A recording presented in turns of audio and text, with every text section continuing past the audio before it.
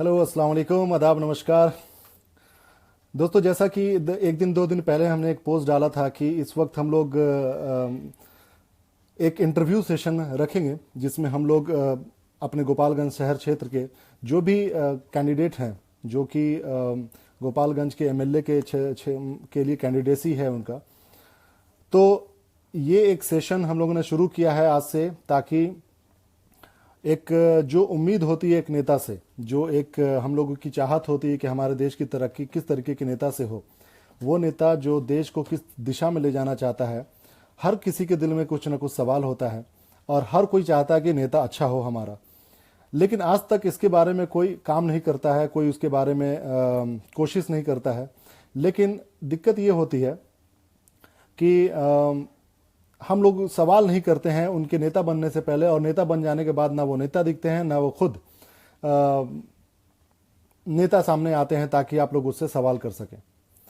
तो आज इसी चीज़ को आगे बढ़ाते हुए मैंने 2 दिन पहले जब इस बारे में मैंने सोचा, तो मैंने सोचा कि जो कैंडिडेट गोपालगंज से उठना चाहते हैं और वहाँ की तरक्की के बारे में बात करते हैं, तो क्यों ना हम इस चीज़ की शुरुआत करें, क्यों ना हम उनसे सवाल करना शुरू करें, क्यों ना हम अभी से उनके नीयत को और उनकी नीयति को और उनकी नीति को जानने की कोशिश करें कि आखिर वो गोपालगंज के लिए करना क्या चाहते थे। गोपालगंज क्षेत्र, आपको मैं बता दूं, बिहार का एक राज्य है, सॉरी डिस्ट्रिक्ट है, जो कंस्टिट्यूंसी नंबर 101 है, और वहाँ पर अभी की जो मौजूदा सरकार है वो बीजेपी के एमपी हैं इस वक्त, और एमएलए भी बीजेपी के हैं।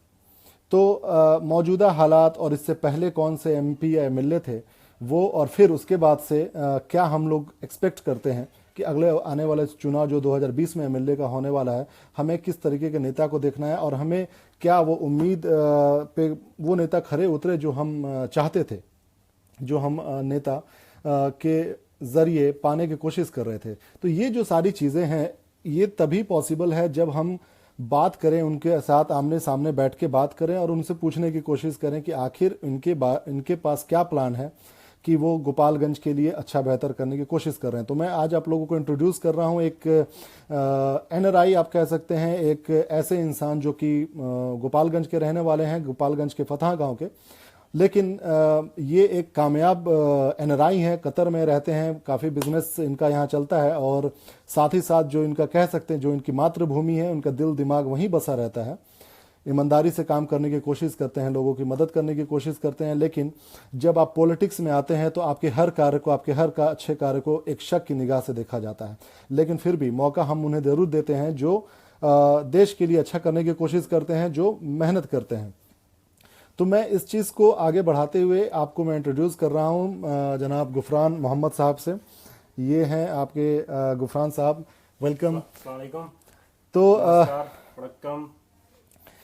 आप जैसा कि देख सकते हैं कि गुफरान साहब, हम लोगों ने जब इस बारे में पोस्ट डाला था कि आखिर आप गोपालगंज के एमएलए के कैंडिडेसी हैं, अपने आप को कैंडिडेट के रूप में प्रस्तुत कर रहे हैं, लोगों के सामने एक ऑप्शन दे रहे हैं कि आप हमें चुनिए, तो लोगों के दिलो दिमाग में बात आएगी ही कि आखिर आपको हम क्यों चुने और आप इलेक्शन में क्यों आना चाहते हैं, पॉलिटिक्स में क्यों आना चाहते हैं। तो ये सारी जो चीज़ें हैं, इसको हम लोगों को समझना होगा, इसको हम लोगों को देखना होगा कि आखिर जो उम्मीद होती है एक आम जनता की एक नेता से, वो इनसे पूरी हो सकती है या नहीं। तो सबसे पहले मैं इनका स्वागत करूंगा। गुफरान साहब, आपका बहुत बहुत स्वागत है आज के इस लाइव इंटरव्यू के पहले सेशन में। इसके बाद और भी सेशन आएंगे, जैसे जैसे वक्त गुजरता जाएगा वैसे वैसे हम लोग और भी सवालों की झड़ी लगाते रहेंगे इनके सामने, और मैं उम्मीद करता हूं कि आप उसमें खरे उतरेंगे, और कोशिश रहेगी आपकी कि आप जनता को सही, माफ़ कीजिएगा कुछ टेक्निकल प्रॉब्लम की वजह से तो सबसे पहला सवाल मैं चाहूँगा गुफरान भाई, आप गोपालगंज के रहने वाले हैं, गोपालगंज के फतह गांव के रहने वाले हैं, तो आपको कौन ऐसी चीज़ आपको मोटिवेट करी जिसके बाद आप पॉलिटिक्स में आना चाहते हैं? हाँ, एक्चुअली मुझे अभी भी पढ़ने का बड़ा शौक़ है। मैं थोड़ा बहुत पढ़ते रहता हूँ हमेशा, और कुछ दिनों से मैं चाणक्य नीति पढ़ रहा था। चाणक्य नीति में मुझे एक बात बड़ी हॉन्ट कर रही थी कि अगर किसी देश के नौजवान या बुद्धिजीवी अगर राजनीति में नहीं आते हैं तो फिर उस पे जो है वो मंद बुद्धि के लोग राज करने लगेंगे। और यही हो रहा है, क्योंकि जो टॉप क्लास के लोग हैं, जो बहुत पढ़ने लिखने में एकेडमिशियन हैं, वो क्या करते हैं कि डॉक्टर इंजीनियर्स बन जाते हैं। उसके बाद जो उससे कम थोड़े से होते हैं वो आईएएस बन जाते हैं, और उससे थोड़े कम होते हैं वो जो हैं नेता बन जाते हैं, और जो एकदम गए गुजरे होते हैं वो आपको पता है डॉन बन जाते हैं। और ये हायरसी नीचे से ऊपर जाती है, यानी डॉन्स लीडर्स को कंट्रोल करते हैं, फिर वो एडमिनिस्ट्रेटिव ऑफिसर्स को कंट्रोल करते हैं, और एडमिनिस्ट्रेटिव ऑफिसर्स जो हैं वो डॉक्टर्स इंजीनियर्स को कंट्रोल करते हैं। तो मैं वहीं से इंस्पायर हुआ कि नहीं भैया, राजनीति ही सब कुछ डिसाइड करती है कि हम क्या खाएं, क्या पहने, क्या पिएं, कहाँ उठे, कहाँ बैठे, किसके साथ उठें, किसके साथ बैठे। तो let do the politics. Politics करते हैं, पॉलिटिक्स में आते हैं। और मेरी एक आदत है कि मैं चीज़ों को दूर से बहुत देर तक नहीं देख पाता हूँ। मैं एक छोटा सा एग्जांपल दूं आपको। मैं कतर में एक ऑर्गेनाइजेशन है, Indian association of Bihar and Jharkhand, उससे जब जुड़ा था तो उसको अकाउंट्स को लेके कुछ प्रॉब्लम हो गई। जब हम लोगों ने पूछा तो जो उसके जिम्मेदारान थे वो कहे कि 4 दिन के आए लौंडे, मेरी इस बात को बुरा नहीं माने, यही वर्ड था उनका कि 4 दिन के आए लौंडे, अब हम लोगों से सवाल जवाब करेंगे, हिसाब लेंगे।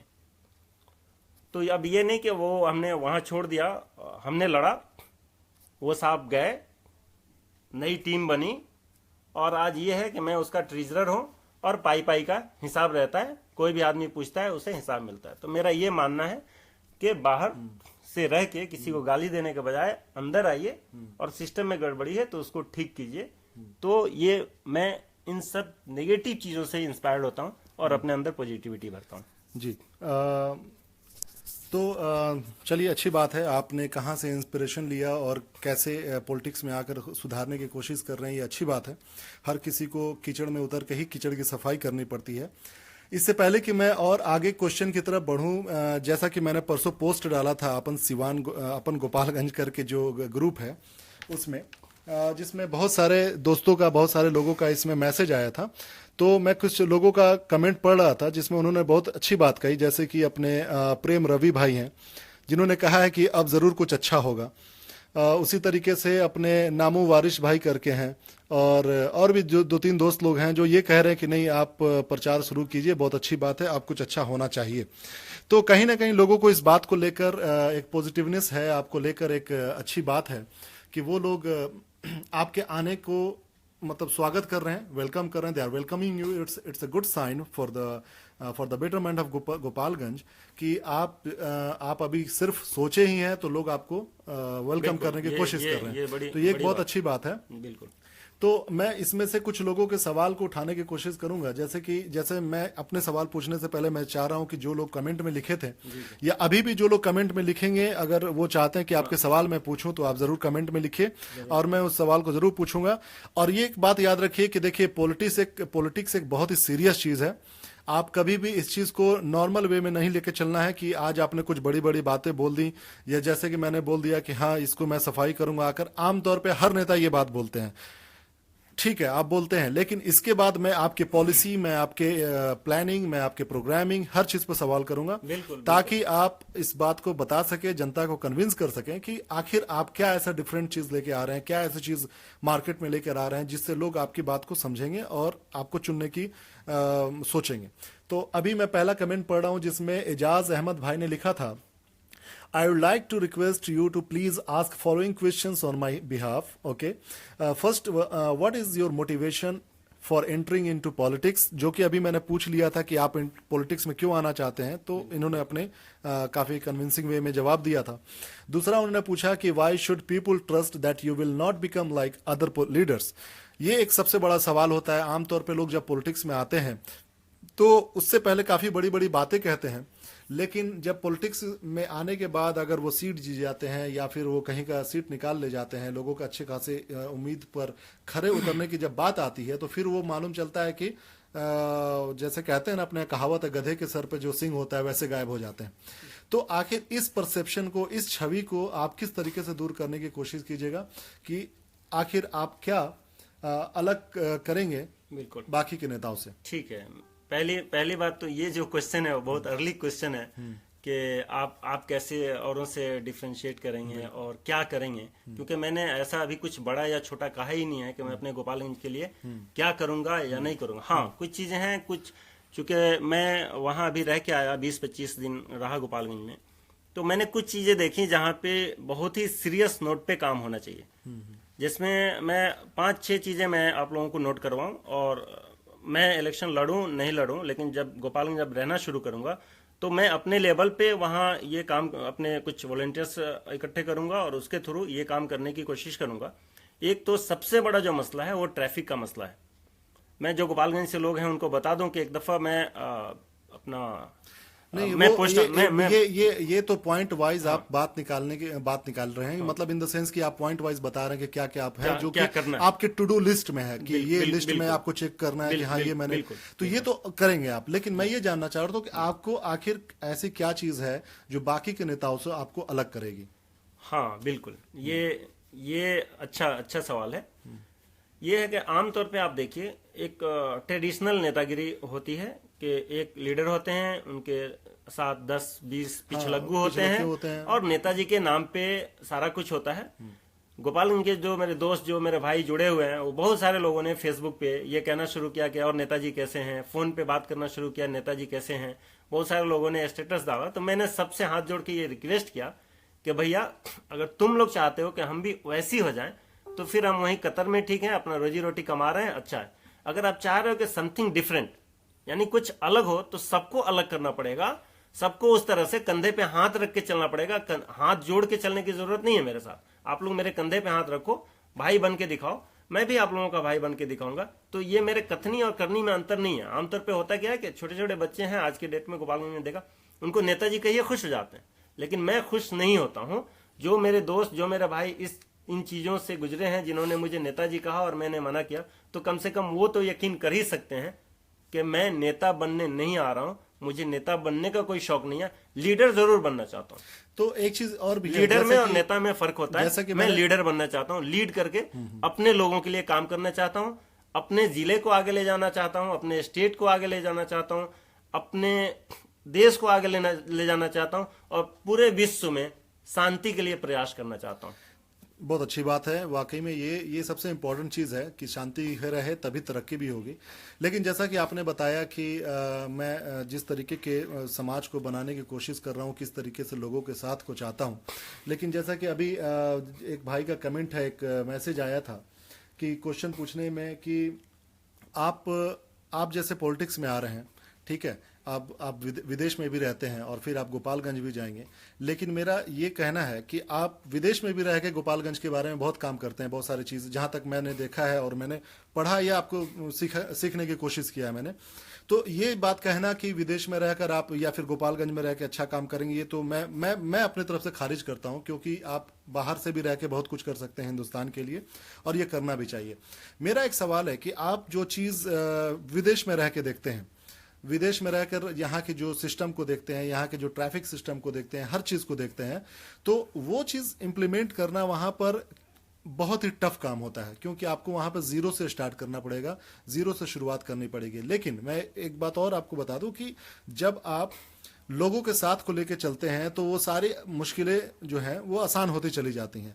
तो आखिर आप इस तरीके के कौन से प्रोग्राम को करने की कोशिश कीजिएगा जिससे कि सारे लोग आपसे जुड़े, उनकी मानसिकता आपसे जुड़े, डेवलपमेंट का मामला आपके साथ जुड़े। रफीक भाई, आपका क्वेश्चन समझ लिया। अब मुझे कम से कम 4-5 मिनट बोलने दीजिए, ताकि पिछला क्वेश्चन भी अधूरा रह गया था और इस क्वेश्चन का नहीं, मैं ये इंटरव्यू है, हाँ, और इंटरव्यू में नहीं, बिल्कुल क्रॉस क्वेश्चनिंग होगी, क्रॉस क्वेश्चनिंग हो, बट मुझे अब जैसे मैं अपने 5 पॉइंट्स आपको गिनवाना चाह रहा था, जहां लगा तो ट्रैक उसके से हम लोग भटक हाँ, गए, बिल्कुल नहीं तो then ट्रैक से definitely आपने I'll- कहा कि मतलब आपके क्या एजेंडे होंगे या आप क्या करना चाहें। तो पहले तो मैं 5 चीजें क्लियर कर दूं कि वो क्या जरूरी चीजें हैं, 5 चीजें गोपालगंज में जो होनी चाहिए, क्योंकि मेरे बहुत सारे भाई गोपालगंज से देख रहे हैं, बहुत सारे, सॉरी मैं आप लोगों को हाय हेलो नहीं बोल पा रहा हूं, आप सभी गोपालगंज वालों को एक साथ हाय हेलो।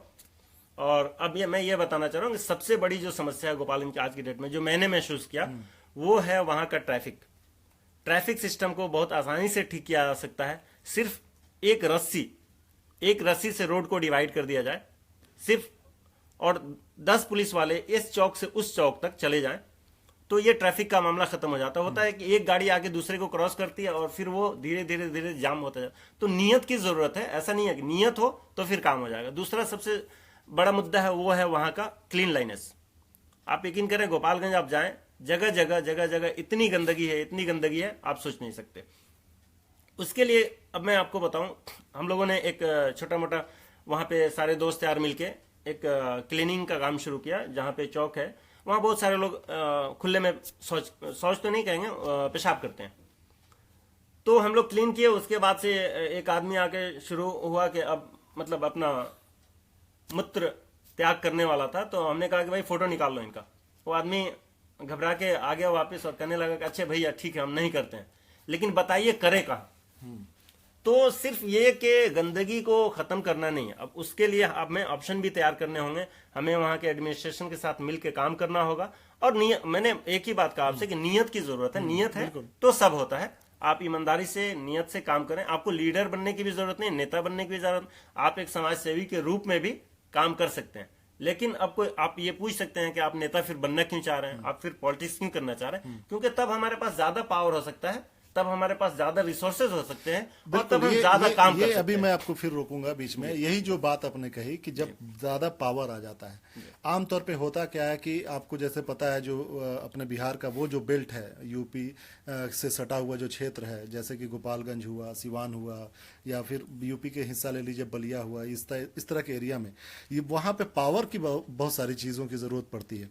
तो आप पावर जहां तक होती है वो पावर नेता बनने से पहले भी जरूरत पड़ती है और नेता बन जाने के बाद तो पावर आ ही जाती है। तो फिर आप उस पावर को कैसे मिस यूज करेंगे या यूज करेंगे, पॉजिटिव वे में यूज करेंगे, कंस्ट्रक्टिव वे में यूज करेंगे या डिस्ट्रक्टिव वे में यूज करेंगे, ये कैसे लोगों को आप यकीन दिला सकते हैं। और दूसरी सबसे बड़ी बात, अगर आप पावर का इस्तेमाल नहीं करते हैं तो फिर आप कौन से ऐसे चीज को लेकर सामने आना चाहते हैं जिससे लोग आपको वोट दें।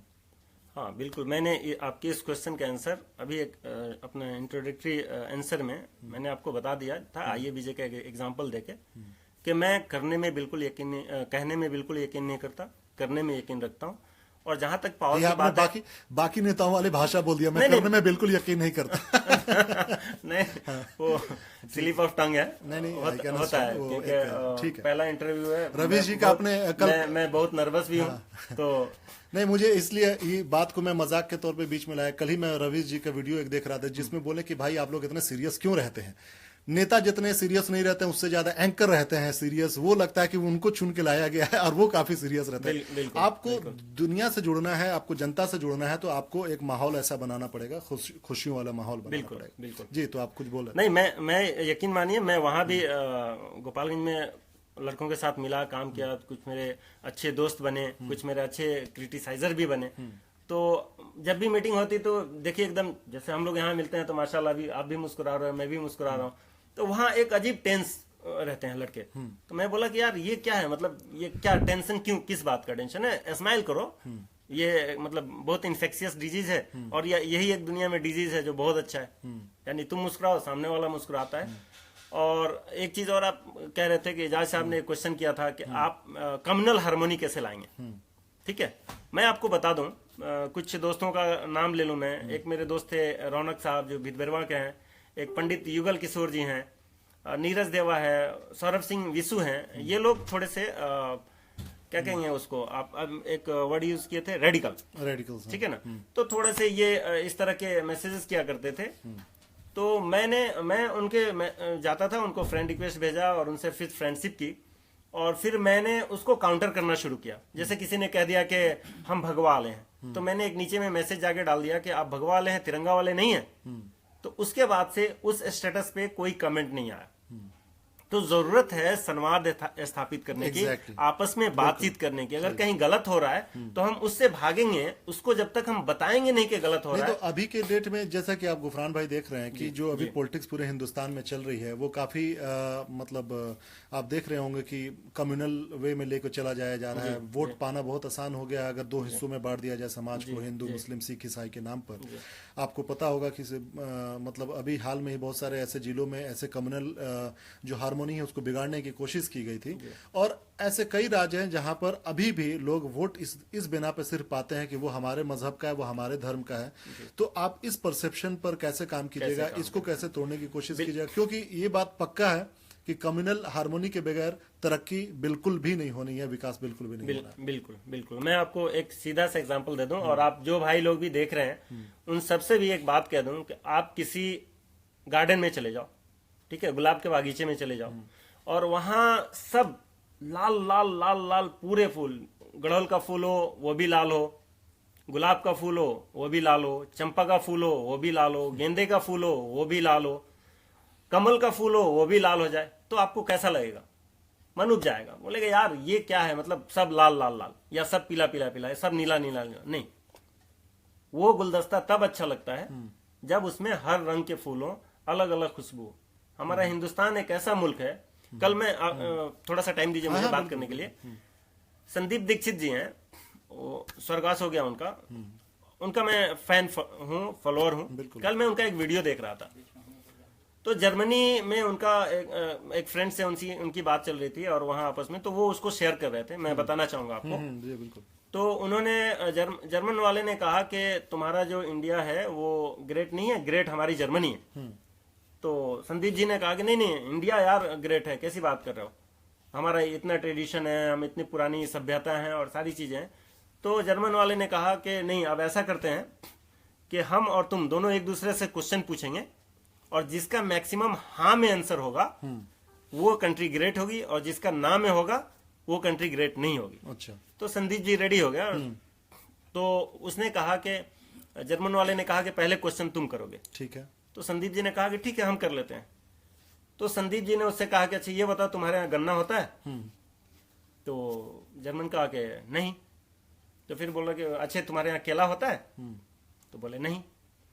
तो बोला अच्छा तुम्हारे यहाँ संतरा होता है? बोले नहीं। तो तुम्हारे यहाँ आम होता है? नहीं। वो अब चिढ़ गया। चिढ़ के बोला कि देखो हमारे यहाँ ना कोई भी स्वीट फ्रूट नहीं होता है, तो इसलिए इसके बाद अब दूसरा कुछ सवाल करो, ये मत पूछो। तो फिर संदीप जी ने कहा कि अच्छा ये बताओ तुम्हारे यहाँ पालक होता है? तो बोला कि नहीं। तो तुम्हारे यहाँ अरहर होता है? तो नहीं। तो उसने कहा फिर तुम वहीं आ गए। बोला नहीं, ये सब मीठी चीजें नहीं है, ये नॉर्मल है, ये सब्जी बनती है, वेजिटेबल है। तो कहने का मतलब ये हुआ कि मैक्सिमम चीजें जो हैं वो उसने ना में जवाब दिया। और जब उसने हमसे पूछा, संदीप जी से मतलब पूछा कि अच्छा ये बताओ तुम्हारे यहाँ कारें बनती हैं? तो हाँ बनती हैं। तुम्हारे यहाँ मिसाइल बनते हैं? तो बनते हैं। कहने का मतलब ये हुआ कि हम ऐसे कंट्री में रहते हैं कि दुनिया की हर चीज हमारे यहाँ अवेलेबल है। बिल्कुल। हर तरह के रंग है, हर मजहब है। आप दुनिया की कोई दूसरी एक कंट्री नहीं ढूंढ सकते कि जो इतनी डाइवर्सिटाइल हो, और इतने सारे लैंग्वेजेस, बिल्कुल, इतनी सारी सभ्यताएं एक साथ रहती हो, इतने सारे समाज के लोग एक साथ मिलके रहते हो। मैं आपको बता दूं, आज के युवा जो है ना, वो ऐसा नहीं है भटके हुए हैं। जी बिल्कुल नहीं, बिल्कुल भटके हुए नहीं है, उनको भटकाया जा रहा है। तो अगर कोई भटकाने का काम कर रहा है और सीना ठोक के कर रहा है, तो यार हम सीधे रास्ते पर लाने का काम सीना ठोक के क्यों नहीं कर सकते? बिल्कुल कर सकते। बिल्कुल हमें करना है, और करना पड़ेगा। और करने के लिए आगे आना पड़ेगा, बोलना पड़ेगा, बात करनी पड़ेगी, एक दूसरे से कम्युनिकेट करना पड़ेगा। कैसे कम्युनिकेट करेंगे? आप 18 साल के बच्चे को कैसे कम्युनिकेट करेंगे? मैंने अभी एक एग्जाम्पल दिया, वो रौनक भाई की। रौनक भाई लिखते थे कि ठीक है, भगवा लहराना है, भारत माँ का शान बढ़ाना है। अरे भाई, भगवा लहराने से भारत माँ का शान कैसे बढ़ेगा? भारत की शान अगर बढ़ानी है तो तिरंगा लहराना पड़ेगा।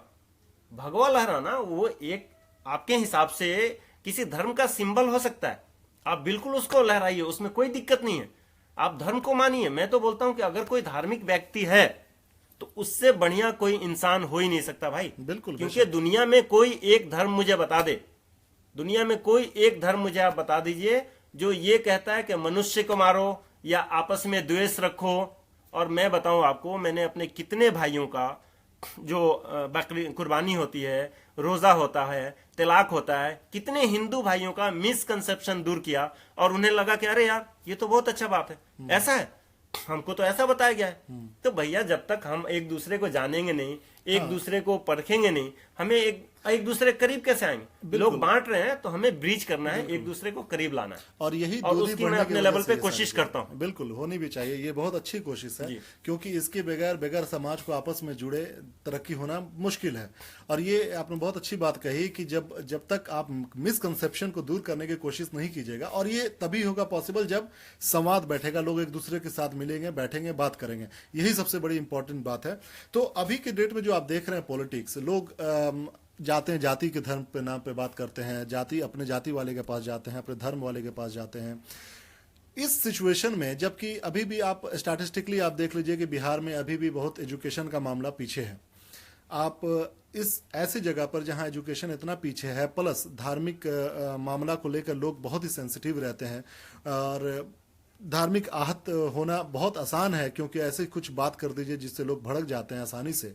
इस जगह पर एजुकेशन को लेकर बहुत सारे सवाल आते रहते हैं, जैसे कि अभी वकार भाई ने भी इस बारे में पूछा, जैसे कमेंट में, कि एजुकेशन को आप बढ़ाने के लिए कैसे कोशिश कीजिएगा, लोगों को एडुकेट कैसे कीजिएगा, और एजुकेशन, क्वालिटी ऑफ एजुकेशन कैसे आप उनको प्रोवाइड कीजिएगा, इस पर बताइए। बिल्कुल, क्वालिटी ऑफ एजुकेशन, देखिए ये ऐसा नहीं है कि मैं ये कह दूं कि मैं वहाँ का विधायक बन जाता हूँ, ठीक है, तो एक दिन में सारी चीज़ें सिस्टम ठीक हो जाएंगी, नहीं, ऐसा नहीं है। उसको सबसे पहले तो कॉज जो है, रीज़न जो है, वो समझने की ज़रूरत है। मैंने देखा कि जयप्रकाश यूनिवर्सिटी जो है, उसका सेशन 2 साल से बंद पड़ा हुआ है, 2 साल लेट है, और इतने सारे छात्र नेता, मैं देखते रहता हूँ फेसबुक पे, बहुत सारे छात्र नेता हैं जो अपने को जिला अध्यक्ष लिखते हैं, कोई अपने को स्टेट एबीवीपी भी माशाल्लाह गोपालगंज में आ गई है, सिवान में भी आ गई है। लेकिन मैंने बहुत सारे लोगों से बात भी की, मैंने कहा कि भैया इसके लिए सड़क जाम होना चाहिए। 2 साल हमारे लाइफ का एकदम प्रीमियम ईयर्स, हमारे लाइफ का प्रीमियम ईयर्स 2 साल बर्बाद किया इन लोगों ने, और इसके लिए आप खड़े नहीं हो रहे।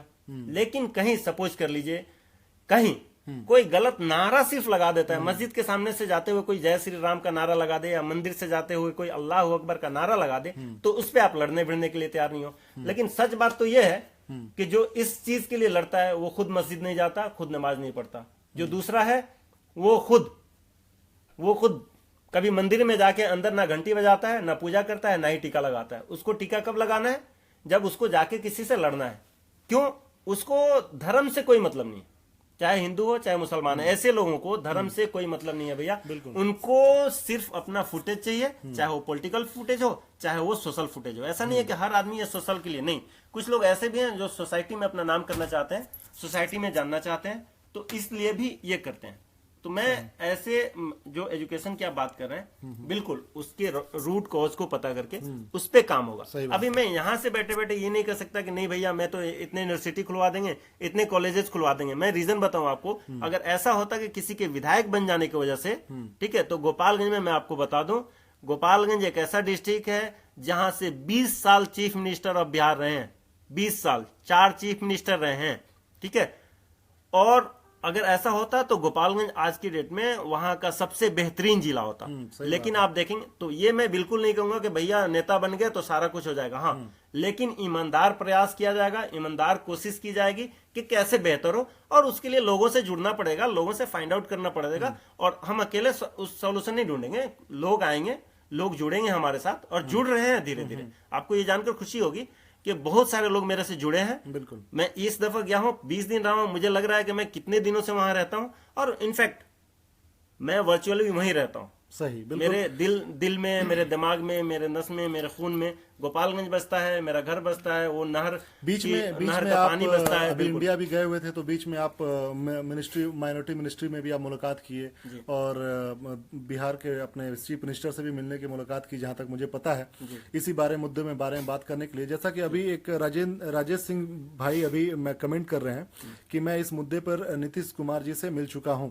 तो राजेश भाई से इनका मकसद ये था कहने का कि ये इस कोशिश को लेकर आप अपने से ऊपर कहां तक पहुंचे हैं, या फिर इसको कैसे लोगों के मैसेज को वहां तक पहुंचाइएगा। जैसे कि अभी जैसे आपने बताया सेशन लेट चल रहा है, तो इस सेशन लेट की वजह से बच्चों को वाकई में बहुत नुकसान हो रहा है। तो फिर इस मैटर को आप ऊपर तक कैसे पहुंचाने की कोशिश कीजिएगा, कैसे सॉल्व करने की कोशिश कीजिएगा? बिल्कुल वही मैं कह रहा हूँ कि उसके लिए एक फोरम बना लेंगे, एक 10 लड़कों की एक कमेटी बना लेंगे, ठीक है। कोई जरूरी नहीं है कि हर चीज में हिंसा ही हो, एक ज्ञापन सौंपा जा सकता है। जिले के हर छपरा के लोग हैं, गोपालगंज के लोग हाँ, हैं, एक सिवान के scientific लोग way हैं, में काम हो हाँ, सकता है। 10-10 लोगों का एक ग्रुप बनाए कि सिवान के 10 लड़के वहां के डीएम के पास चले जाएं, गोपालगंज के 10 लड़के गोपालगंज के डीएम के पास चले जाएं, छपरा के, चूंकि ये 3 डिस्ट्रिक्ट हैं जो जेपी यूनिवर्सिटी में ज्यादातर लड़के वहां के पढ़ते हैं। बिल्कुल। तो इस तरह कोई जरूरी नहीं है, जो मेरे दोस्त है आप सुन रहे हैं जिनको ये बात लगती है, आप आओ, अकेले देश नहीं बदलता। गांधी जी ने कहा था कि जो आप चेंजेस अपने देश में देखना चाहते हो उसकी शुरुआत आप अपने आप से करो। तो मैं आप सबको ये आह्वान करता हूं कि आप लोग आइए, एक 10 लोगों की कमेटी बनाइए, डीएम से जाके मिलिए, डीएम से बात कीजिए, ठीक है, वो ज्ञापन चीफ मिनिस्टर तक पहुंचाइए, अगर जरूरत पड़ती है जाके वीसी का घेराव कीजिए। आखिर क्या हो जाए, सारी इंफ्रास्ट्रक्चर है, 2-2 साल लेट, उसके लिए आप लोगों के दिल में जरा सा भी गुस्सा नहीं आ रहा है, जरा सा बस फेसबुक पे लिख दिया, हो गया।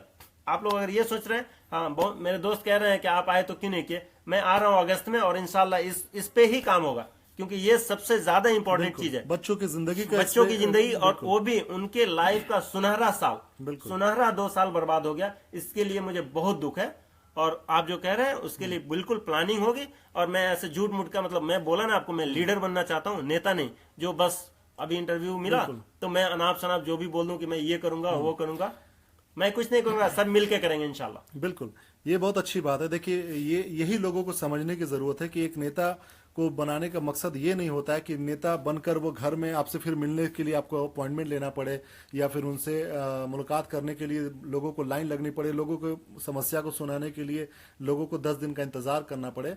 ये एक अच्छे लीडर की पहचान है कि आप उनसे संवाद कायम कीजिए, उनसे मिलिए, उनके समस्याओं को आप ऊपर तक ले जाने की कोशिश कीजिए। ये एक अच्छी बात है आपकी।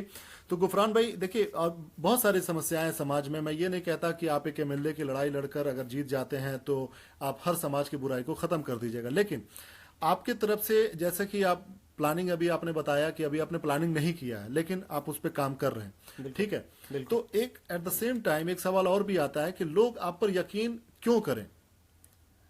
बहुत सारे नेता आते हैं, लोग आप पर यकीन क्यों करें। बिल्कुल, मैंने आपको एक बात कह दिया सीधे सीधे कि नेताओं पे किसी को यकीन करने की जरूरत है ही नहीं। बिल्कुल, ठीक है, और मुझ पे इसलिए यकीन कीजिए कि मैं नेता बनने नहीं आ रहा हूं, नेता नहीं हूं, मुझे लीडर बनना है। लीडर का मतलब ये होता है कि वो आगे आगे चले और काम करे, ठीक है, और वो देखा देखी बाकी। जैसे मैंने एक सिंपल सा एग्जांपल दिया आपको कि मैं फेसबुक पे जो भी कट्टरवादी, चाहे हिंदू हो चाहे मुसलमान हो, उसको पकड़ता हूं, इनबॉक्स में जाता हूं, उससे तब तक बात करते रहता हूं जब तक या तो वो मेरी बात नहीं मान ले या वो अपनी बात न समझा ले। बिल्कुल, ठीक है, तो मेरा कहने का मतलब यह है कि अकेले अगर मैं 10 लोगों को भी चेंज कर पाया, तो ऐसे अगर 100 भाई 2-2 को चेंज करें तो 200 लोग, कट्टर लोगों की मेंटेलिटी चेंज हो जाएगी। सही।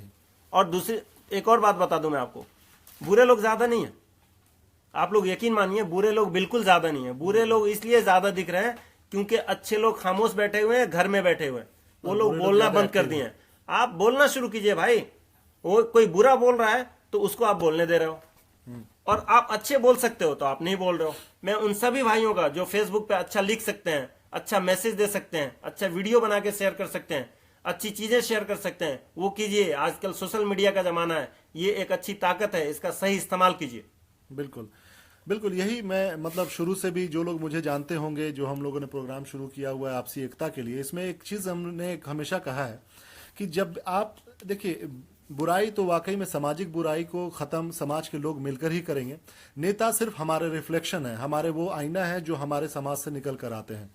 अगर मैं आपको आज इस बारे में मैं बात कर रहा हूं लोगों के सामने कि आज एक आप एमएलए के कैंडिडेट हैं, जहां पर आपको चुनाव लड़ना है, आपको जीतना है, तो आप किस तरीके के समाज को रिप्रेजेंट कीजिएगा, आप किस तरीके के छवि को सामने लाइएगा। मैं गोपालगंज पिछले बार जो घूमने गया था, मैंने एक वहां की बहुत अच्छी चीज देखी। वहां के नौजवानों के अंदर एक जो सबसे बेस्ट चीज मुझे लगा अपने लाइफ में, मुझे ये लगा कि वहां के लोग काफी पॉजिटिव एनर्जी वाले हैं, और सबसे अच्छी बात ये लगी कि वहां के जो डीएम हैं उतने ही ईमानदार, उतने ही यंग और नौजवानों को हौसला अफजाई करने वाले लोग हैं। ये एक बहुत अच्छी बात है। तो इस ऐसी जगह पर जहां पर इतने नौजवान, इतने पॉजिटिव माइंडेड हैं, आप इस तरह के नौजवान को लीड कर रहे हैं, ये एक बहुत ही बेहतरीन बात है। मेरे ख्याल से आप देश के लिए एक एग्जाम्पल खड़ा कर सकते हैं। तो आप किस तरीके के काम में लोगों को इन्वॉल्व करेंगे, आप हर कदम पे कैसे इन्वॉल्व करेंगे, उनको सामाजिक बुराई खत्म करने में कैसे इस ताकत को इस्तेमाल करेंगे, इस पे भी आप कुछ बताइए। हाँ बिल्कुल, इसके लिए मेरे जहन में बिल्कुल बहुत ही अच्छा प्लान है कि ब्लॉक लेवल पे 8-8, 10-10 लड़कों की कमेटी बनाएंगे। बिल्कुल, ठीक है, उसका इस्तेमाल कैसे होगा मैं बताता हूँ। जैसे मेरे एक भाई ने अभी सवाल किया था कि आप लड़कियों के एम्पावरमेंट के लिए, और कुछ कुछ मैं क्वेश्चन यहाँ से भी ले लेता हूँ आपके रेफरेंस के हवाले से, और मैं जवाब देते जाता हूँ कि आप लड़कियों के एम्पावरमेंट के लिए क्या करेंगे या उनकी सुरक्षा के लिए क्या करेंगे। मैं आपको बताऊं, सेंट्रल गवर्नमेंट की एक पॉलिसी है आंगनवाड़ी, ठीक है। आंगनवाड़ी में लिखना पढ़ना सिखाया जाता है। हम ये कर सकते हैं, एक मार्शल आर्ट ट्रेनर को, ठीक है, हायर करेंगे, ठीक है, लोगों से चंदा लेके, लोगों से ही पैसे कलेक्ट करके, जरूरी नहीं है, और उसको हम डे वाइज हफ्ते में एक दिन जाके एक नॉर्मल सी कोनी, अगर मैं आपको बताऊं ज्यादातर रेप केसेस में लड़कियां रिएक्ट क्यों नहीं कर पाती, मैं आपको बताता हूं। लड़कियां ये एक्सपेक्ट करती हैं कि सामने जो भी मर्द है वो हमें प्रोटेक्ट करेगा। आमतौर पे हमारे यहाँ बचपन से ही उसको ये बताया जाता है कि तुम्हारे भैया, तुम्हारे फूफा, तुम्हारे खालू, तुम्हारे चचा, तुम्हारे मौसा, ये तुमको प्रोटेक्ट करेंगे, तुम अपने को प्रोटेक्ट नहीं करोगी या तुम इस लायक नहीं हो। तो वो जब रास्ता पे चलती है तो वो अपने को ये मान के चलती है कि जो भी मर्द है वो मेरा चाचा, फूफा, खालू, मामा जो भी है वो मेरे को प्रोटेक्ट करेगा। लेकिन जब उसके, माफ कीजिएगा, जब उसके प्राइवेट पार्ट को कोई हाथ मार देता है, वो सदमे में आ जाती है, शॉक हो जाती है। हाँ, कि रिएक्ट क्या बिल्कुल, अब वो शॉक हो जाती है कि रिएक्ट क्या करे, चिल्लाए, भागे, दौड़े, मतलब, या फिर शर्मिंदगी से चुप रहे। हाँ, नहीं, वो एकदम शॉक्ड हो जाती है नॉर्मली। ये मैंने ऐसे 2-3 लोगों से बात किया जिनके साथ इस तरह की घटनाएं हुई हैं। तो उन्हें ये बताने की जरूरत है कि तुम्हें रिएक्ट करना है, तुमको अपने को खुद सेव करना है। और छोटे छोटे टिप्स, आप यकीन मानिए कि बहुत सारी लड़कियां अगर सिर्फ जोर से चिल्ला दें, अगर कोई उन पे अटैक कर रहा है और वो जोर से चिल्ला दें, तो ये साले जो लोग होते हैं ना, मैं गाली दे रहा हूं, इस तरह के जो लोग हैं वो एकदम फट्टू होते हैं, डरपोक होते हैं। यानी एक जोर से कोई चिल्ला दे ना, तो ऐसे लोग भाग के दफा हो जाए। तो हमें ऐसा नहीं है, हमारे यहाँ दुर्गा है, हमारे यहाँ काली है, जिस देश में सबसे ज्यादा देवी को पूजा जाता है, हाँ, देवियों को पूजा जाता है। और आप यकीन कीजिए, अगर आपको ताकत लेनी है तो आप दुर्गा के पास जाते हो, आप शंकर जी के पास नहीं जाते हो, आप विष्णु जी के पास नहीं जाते हो, आप ब्रह्मा के पास नहीं जाते हो, आप महेश के पास नहीं जाते हो, आप गणेश जी के पास भी नहीं जाते हो।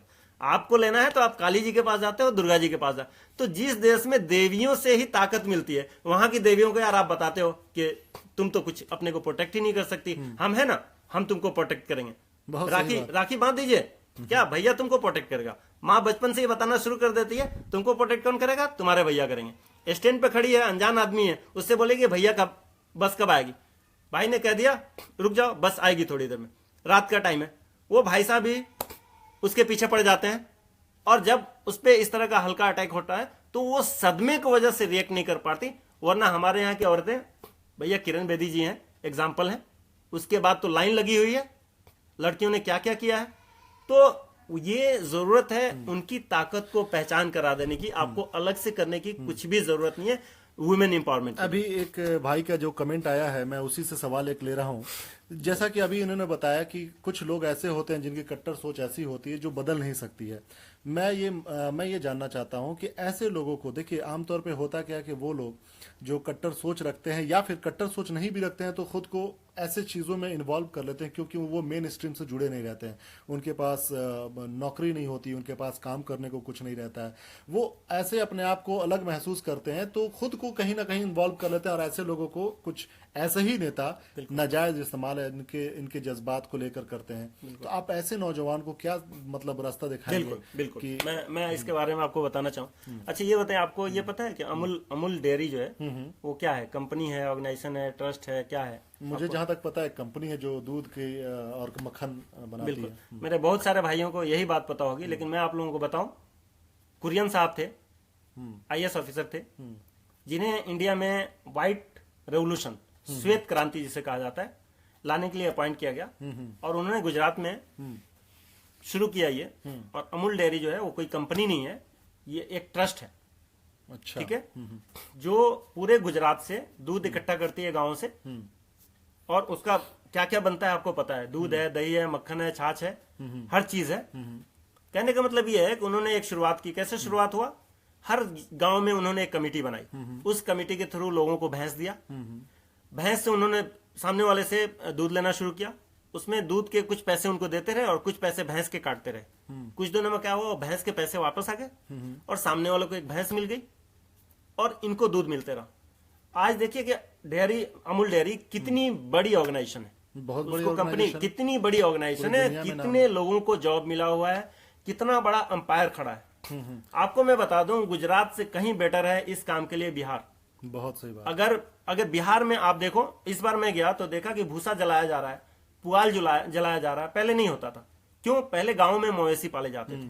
आप यकीन मानो, ऐसा ही फ्रेमवर्क पे कुछ किया जा सकता है। आज बहुत सारे गांव में देखिए कहीं खेती नहीं हो रही है, लड़के घूम रहे हैं, आप 10 लड़कों की या 5 लड़कों की एक एक कमेटी बना दीजिए। ये बहुत मुश्किल काम नहीं है, कहने में बड़े मुश्किल लग रहा है, लेकिन करने जाए ना फटाफट हो तो जाएगा। आप दिक्कत यकीन यही होती है मानिए। ना गुफरान भाई कि देखिए आप जैसे लोगों को सामने एज ए लीडर जो होते हैं, लीडर आमतौर पे लोग क्या समझते हैं, काफी सोफिस्टिकेटेड, कि आप वो लीडर बन जाने के बाद वो एसी में रहते हैं, गाड़ियों में घूमते हैं, वो जमीन पे नहीं उतरते हैं। क्योंकि इसी तरह के समाज में लीडर की जरूरत है, जो आपको रास्ता दिखाए, जो आपके साथ खेत में भी उतर के हल जोते, जो आपको रास्ता दिखाए। तो आप इसी तरीके के अगर नेतागिरी को सामने ला रहे हैं, लीडरशिप को लेकर आ रहे हैं नौजवानों के बीच में, तो मेरे ख्याल से हिंदुस्तान की हर जनता आपकी स्वागत करेगा। तो ये एक बहुत अच्छी बात है अपने की। मैं आपकी बात को बीच में काट रहा हूं, और मेरा मकसद यही जानना था कि अगर आप वहां तक पहुंचे तो इस तरह के नौजवानों को इस तरीके से आप रास्ता दिखा रहे हैं, और आपके पास मेरे ख्याल से आइडियाज भी होंगे कि कैसे नौजवानों को लेकर चलना है। मैं उस आइडियाज के पास नहीं जाना चाहता, मैं चाहता हूं कि आप वो इम्प्लीमेंट करें ताकि लोग दुनिया देखे। बहुत अच्छी बात है। एक सवाल और मैं जानना चाहूंगा आपसे कि जैसे कि आपको एक सवाल रोक के एक चूंकि वो टाइम से बहुत सीरियस टॉक हो रही है, एक मेरे जानने वाले ने पूछा है तो मैं जवाब दे दूं। ये हैं शकील भाई, ये कह रहे हैं कि गुफरान साहब, ये जो आप गमछा लेके हमेशा घूमते रहते हो, क्योंकि मैं बिहार में जितने दिन तक था, तो ये इसका क्या कंसेप्ट है। तो मैं लाइटर नोट पे इसका जवाब दे दूं इनको कि भाई, एक मेरे दोस्त हैं अमेरिका में, वो ली नाम है उनका, और वो जो है उर्दू पे रिसर्च करते हैं, और वो कतर आए हुए थे, तो गमछा लेके कहीं भी आते जाते थे। तो हमने, हाँ यही गमछा तो ये हमने उनसे पूछा कि भैया ये इसका क्या है कि आप मतलब 3 पीस पहनते हो, सूट पहनते हो, उस पे भी गमछा रख लेते हो। तो आप लोग यकीन मानो, उन्होंने, चूंकि उर्दू बड़ी अच्छी बोलते हैं, टेक्सास से है, अमेरिका से, तो उन्होंने कहा कि मैं एक्चुअली उर्दू पे रिसर्च करता हूँ, और मुझे गवर्नमेंट ने वहाँ ट्रांसलेटर का जॉब दे रखा है। तो मुझे गमछे के बारे में किसी बहुत पुरानी किताब में इसके फायदे पता चला, और मुझे गमछा आइडिया नहीं था। तो फिर मैंने गूगल पे सर्च किया, और ये गमछा मैंने वहां से जाके लिया। तो वो बता रहे थे कि इस गमछे से बड़े फायदे हैं। गमछे से फायदे एक तो ये है कि आपका जो ये कॉलर है यहाँ पे शर्ट का, वो कभी खराब नहीं होगा। दूसरा ये कि आप अगर जा रहे हो, रास्ते में कुत्तों ने आपको घेर लिया, तो उसमें एक ईंट बांध दीजिए, फिर सबको मार सकते हैं। ये उन वाले कुत्तों पे भी हो सकता है जो 2 पैर वाले होते हैं, हाँ, सही। उन पे भी इसको इस्तेमाल किया जा सकता है। उसके अलावा मान लीजिए आजकल जींस का जमाना है, कहीं उछल कूद करते में फट गया तो आपकी इज्जत बचाने के काम आएगा। गर्मी है, मल्टीपर्पज गर्मी है, मेरे जैसे सर में बाल नहीं है, तो भैया उसको बांध लीजिए, तो सर गर्म नहीं होगा। तो अब मतलब गिनाने लगेंगे तो इतना है कि आप सोच नहीं सकते। बिल्कुल, ये तो मुझे लगता है कि अब आपको इसका जवाब मिल गया। तो मेरे ख्याल से देखिए, एक पॉजिटिव लीडरशिप की शुरुआत आपकी यहीं से हो गई कि आप अभी से लोगों को फायदा दिखाने लगे और बताने लगे, और वो खुद करके दिखा रहे हैं, और एक आदमी यहाँ पर फॉलो करने लगा। ये बहुत अच्छी बात है। तो जैसे मैं पूछ रहा था कि देखिए, नेतागिरी वाकई में अभी के डेट में का लेवल उसका बहुत चेंज हो चुका है। लोगों को अब अच्छी बातें करना और उनके बारे में बताना, दोनों को, मतलब लोगों को मतलब लोगों को अब ये लगता है कि मतलब कि आप ये बस बहलाने वाली बात कर रहे हैं, अच्छी बातें सिर्फ कर रहे हैं ताकि वोट आपको मिल सके, लोग आपकी तरफ आ सके। लेकिन जब जैसे ही आप जीत जाते हैं, आपको वोट मिल जाता है, फिर आप ये सारी चीजें भूल जाते हैं, सारी अच्छाई भूल जाते हैं। तो मतलब कहीं ना कहीं माहौल का असर पड़ता है, यानी कि आप एक एमएलए बन जाते हैं, सिंगल एमएलए से तो आप पूरे बिहार के छवि मैं आपका क्वेश्चन समझ गया, ठीक है। मुझे अब अच्छे से इसके बारे में जवाब देने दीजिए। बिल्कुल, यही मेन आमतौर पे मैं बताऊं आपको कि 90% जो इंडिया में लीडर्स हैं वो बाय डिफॉल्ट हैं। By default in the sense के बाय चॉइस नहीं है, बाय डिफॉल्ट है एकदम। मेरे को अच्छे से इसका जवाब देना चाहिए, क्योंकि मेरे भाई साहब सुन रहे हैं कि मैं क्यों पॉलिटिक्स में आना चाह रहा हूँ। बिल्कुल, होता ये है आमतौर पे कि जो गांव का सबसे नकारा लड़का होता है, ठीक है, वो धीरे धीरे काम करते हैं। जैसे मैं बता दूं आपको, एक एग्जांपल देता हूं सिंपल सा। मेरे यहाँ के बहुत सारे लोग बॉम्बे जाते हैं। बिल्कुल, बॉम्बे में एजेंटी कौन करता है भैया? आप लोगों से पूछ रहा हूँ। वो करता है जो 4-5 साल वहां रहा, उसका काम नहीं हुआ, सारे ऑफिसेज में जान पहचान हो गया, तो वो शुरू हो गया। बिल्कुल सेम अपने यहाँ जो लीडर होते हैं ना, सेम यही हाल है। क्या हुआ? मारपीट किया, जेल गया, थाने में जान पहचान हो गई, पुलिस वालों से जान पहचान हो गई, फिर यहां वहां करना शुरू कर दिया, कोर्ट कचहरी आना जाना शुरू कर दिया, आपका कुछ काम है करवाना शुरू कर दिया, डेट ऑफ बर्थ सर्टिफिकेट बनवाना है, इस तरह की छोटी छोटी चीजें करके अब लोगों को क्या लगता है, ज्यादातर जैसे आपने बोला कि अभी भी हमारे यहाँ बहुत सारे अनपढ़ लोग हैं, ठीक है, तो बहुत सारे जब उन लोगों को क्या लगता है कि अरे ये तो बड़ा आदमी हो गया, अब क्या है कि वो बाय डिफॉल्ट नेता बन जाता है, ठीक है, उसके पास अपने खाने के रिसोर्सेज नहीं है, उसके पास अपने एक्सपेंसेस के लिए कोई रिसोर्सेज नहीं है, अपने बाल बच्चों को पालने के लिए कोई रिसोर्सेज नहीं है। तो जब ऐसा आदमी पावर में आएगा या ऐसी जगह पे आएगा जहां से पैसा आना है, तो डेफिनेटली उसका मिसयूज करेगा। बिल्कुल करेगा। मेरे में और उनमें एक डिफरेंस है कि मैं यहाँ वेल एस्टेब्लिश हूँ, मैं काम कर रहा हूँ, पैसे भी कमा रहा हूँ, ठीक है, तो मुझे उन पैसों की जरूरत नहीं है जो गवर्नमेंट से आने वाले हैं। अगर पैसा ही कमाना मेरा मकसद हो तो आपको भी पता है मेरी यहाँ भी कंपनी है और अल्हम्दुलिल्लाह हमने इंडिया में भी एक कंपनी शुरू की है स्पेसियो इंफ्राटेक लिमिटेड के नाम से। तो दो कंपनियां कतर में भी है और इंडिया में भी है। तो पैसा कमाना हो तो मुझे वहां कमा सकता हूँ, लेकिन हर आदमी की एक अंतरात्मा होती है जो एक टाइम के बाद उसको खुराक चाहिए होता है, ठीक है, वो क्या करना चाहती है। तो मुझे लगता है कि नहीं यार, अब जो है पॉलिटिक्स ही सब चीज डिसाइड करेगी, तो अब हम पॉलिटिक्स में जाएंगे और हम डिसाइडर बनेंगे, हम जो है फॉलोअर नहीं बनेंगे, हम जो है वो जो क्या डिसाइड कर रहे हैं वो हमारे ऊपर नहीं थोपेंगे, ठीक है। तो ये मेरी अपनी चॉइस है, I am coming by choice not by default, ठीक है। ना ही मेरे बाप दादा कभी इलेक्शन में, बल्कि मेरे अब्बा तो शायद अगर सुन रहे हो या देख रहे हो तो नाराज ही होंगे कि ये क्या कर रहा है, बट उनको ये बात पता है कि मैं हूं बहुत जिद्दी, करूंगा वही जो दिल में आ गया है। बिल्कुल। तो ये अच्छी बात है। बहुत सारे लोगों का भी कमेंट आ रहा है, मैं धीरे धीरे सारे लोगों का कमेंट लेता रहूंगा और उसके बारे में बात होगा। हम लोग क्या करेंगे कि आप लोगों के जो भी ये सवालात हैं उसको फिर हम नेक्स्ट सेशन में रख के और उनको ही जवाब देंगे। मुझे लगता है कि आप उनके तरफ से नोट डाउन कर लें। हाँ, मैं बिल्कुल नोट कर रहा हूँ। अच्छा, एक चीज और जैसे मैं पूछने की कोशिश कर रहा था, देखिए इसमें कोई दो राय नहीं है कि आपके साथ अच्छी प्लानिंग है, आपके पास बैकअप है, आपके पास अच्छी सोच है और मतलब लीडरशिप क्वालिटी है, लेकिन इसमें आपको मानना पड़ेगा कि एक ये जमीनी सच्चाई है कि हिंदुस्तान में क्या है कि जाति को लेकर, धर्म को लेकर लोग बहुत ही मतलब सेंसिटिव रहते हैं, और जिस जगह से आप चुनाव लड़ने की बात कर रहे हैं वहां पर भी बहुत तरह के जाति धर्म के लोग हैं। तो हालांकि ये मेरा पर्सनल मानना है कि इसको कभी बेस बनाकर इलेक्शन तो होना ही नहीं चाहिए, ना ही लोगों को चुनना चाहिए, ये सबसे बड़ी गलती होती है। तो इस तरीके के आप छवि को कैसे खत्म करेंगे और किस तरीके से लोगों को एग्जाम्पल देंगे ताकि लोग अच्छे नेता को सामने? मैं आपको बता दूं, जो मेरे दोस्त यार जानते हैं वो जानते हैं कि मेरा जो बेस्ट फ्रेंड है उसका नाम है विनय कुमार पांडे, ठीक है। जी जी बिल्कुल। इस बार जिसके साथ सबसे ज्यादा मैंने टाइम गुजारा वो 2-3 लड़के हैं, जिसमें मंजर कईम रिंकू है और अनवर अली है, फिर प्रेम रवि है जिसका नाम दीपक कुमार है। और आप यकीन मानो, जब मैं वहां से आया तो इस लड़के के साथ एक फोटो थी मेरी, और इसने कम से कम 15 दिन डीपी में लगा के रखा। आजकल पता है आपको, हर मिनट में लोग डीपी चेंज करते हैं, और डीपी लगाना भी एक बड़ी बात होती है, बर्थडे पे आमतौर पे लगाते हैं। तो आई एम सो टच्ड, मुझे लगा कि यार ये मेरे भाई से भी बढ़ के है और मुझे इतना रेस्पेक्ट देता है। तो मुझे लगता है कि मैंने वो बैरियर ब्रेक करना शुरू कर दिया। आपको मुझे कुछ प्लानिंग की जरूरत नहीं है, आप नियत से करते जाइए। और मैंने जैसे आपको बताया कि मैं सोशल मीडिया पे काफी एक्टिव होता हूँ और मैं उन लोगों को पकड़ता हूँ जो कट्टरवादी बात करते हैं, चाहे वो किसी भी मज़ाहिब को। तो मैंने शुरुआत कर दी है और मेरे जैसे और भी दोस्त आते जाएंगे, कारवा बनता जाएगा इंशाल्लाह ताला, और इस बैरियर को तोड़ दिया जाएगा। बैरियर अभी बना ही नहीं है, बैरियर बनाने की शुरुआत हुई है, तो हम बैरियर को कभी भी तोड़ सकते हैं और टूट जाएगा। ये कोई बड़ी बात नहीं है। बिल्कुल। तो आप लोगों को मैं एक बात और भी बता दूं कि ठीक है, जो ये लीडरशिप पे बात हो रही है, नेतागिरी पे बात हो रही है, इनके विजन पे बात हो रही है, इनके प्लानिंग पे बात हो रही है, ये सारी चीजें तो फ्यूचर की बात है, लेकिन ये इसके साथ ही साथ अभी बहुत सारे ऐसे सामाजिक काम भी ये कर रहे हैं ऑलरेडी। जैसे कि इनका एक ऑर्गेनाइजेशन है जिससे ये जुड़े हुए हैं, BBDT के नाम से जाना जाता है, बिहार ब्लड डोनेशन टीम।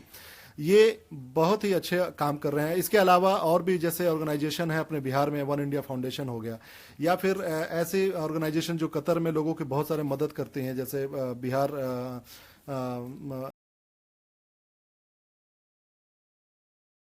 में लोग अच्छा काम कर रहे हैं जिसको वो वहां से देखते हैं और सीखते हैं और खुद उसमें कंट्रीब्यूट करने की कोशिश करते हैं। यानी कि आपको कहीं से आउटपुट के पहले आप इनपुट ले रहे हैं, तो ये एक अच्छी बात है। तो अभी जैसे एक भाई का सवाल है इसमें कि आखिर आपको गोपालगंज की जनता आपको अपना क्यों उम्मीदवार माने।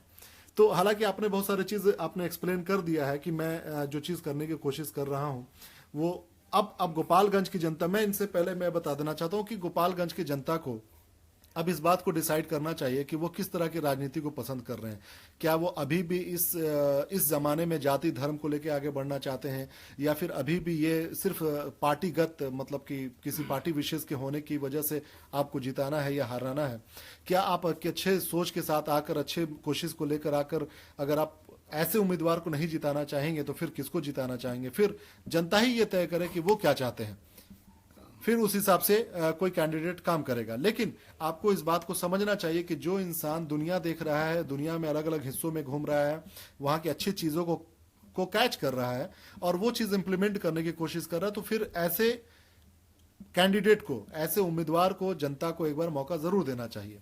तो एक और गुफरान भाई, जैसा कि आप एक बार का मतलब आपने वाकया भी बताया था कि इंसान जाति धर्म से पहले वो अपने पेट की आग को बुझाने की कोशिश करता है। मुझे आज भी याद है आपके साथ एक घटना कह सकते हैं कि आप जब खाना खा रहे थे तो आपके बगल में बैठा हुआ इंसान जो आपको गौर से देख रहा था। मैं चाहता हूं कि आप इस बात को अच्छे से बताएं लोगों को, ताकि जो बेसिक चीज है लोगों को समझ में आए कि जाति धर्म वो सारी चीजें आपकी तब आती हैं जब आपका पेट भरा रहता है। बिल्कुल बिल्कुल। मैं चूंकि ये बहुत सारे मेरे दोस्त यार जानते हैं, फिर भी मैं शेयर करूं कि एक दफा किसी साइट पे मैं काम करवा रहा था, तो वहाँ दोपहर का खाना अपने मजदूरों के लिए लेके गया। तो उसमें एक मजदूर था, बहुत सारे कॉन्ट्रैक्टर काम कर रहे थे, तो एक मजदूर था जिसका शायद खाना नहीं आता।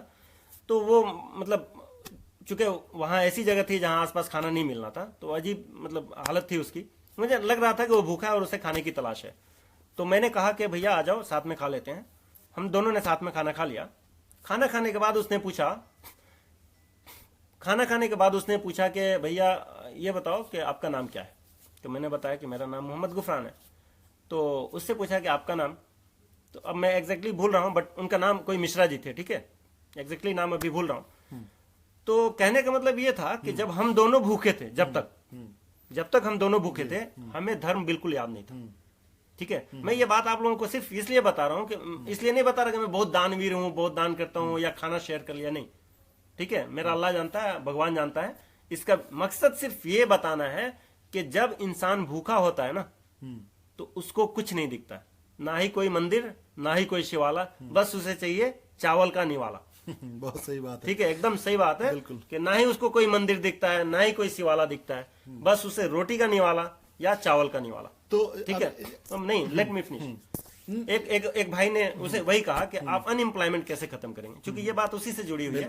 तैरान भाई, आपका जवाब मैं दे रहा हूं कि अनएम्प्लॉयमेंट कैसे खत्म करेंगे। मैंने अभी आपको एग्जांपल दिया कुरियन साहब का, जिन्होंने गुजरात को बदल दिया। आप गुजरात की इकोनॉमी की अगर बात करेंगे तो जहां रिलायंस इंडस्ट्री, वहां बहुत बड़ा इफेक्ट, बहुत बड़ा एक कारण रहा है उसके विकास का। वहीं अमूल डेयरी भी रहा। अमूल डेयरी जितना नेटवर्क उसका गुजरात में है, वो बाकी किसी स्टेट में नहीं है। उस तरह की बहुत सारी चीजें की जा सकती हैं। हमारे बिहार में बहुत सारी चीजें हैं जो किया जा सकता है। गोबर गैस भी एक बहुत बड़ी इंडस्ट्री है। नहीं, गोबर गैस, मैं वही बोल रहा हूँ, रूरल बेस। आपके वहाँ कंपोस्ट बनाया जा सकता है, आपके वहाँ ऑर्गेनिक खेती की जा सकती है। और अकेले करने के बजाय हम ऐसा कर सकते हैं कि 10 लड़कों का ग्रुप बनाए, 10 लोगों का ग्रुप बना दे, उनके जमीन को आपस में, चूंकि देखिए वो बंदोबस्त व्यवस्था आई यूपी में, बहुत सारे लोगों का जमीन, अभी वहां छोटी बहुत सारी चीजें जो की जा सकती हैं। जैसे छोटे छोटे खेत हो गए, खेती करने में परेशानी है, 10 लोग मिल के, ठीक है, 10 लोगों का खेत आपस में मिला दें, ठीक है, उसमें प्लांट खेती करने लगे।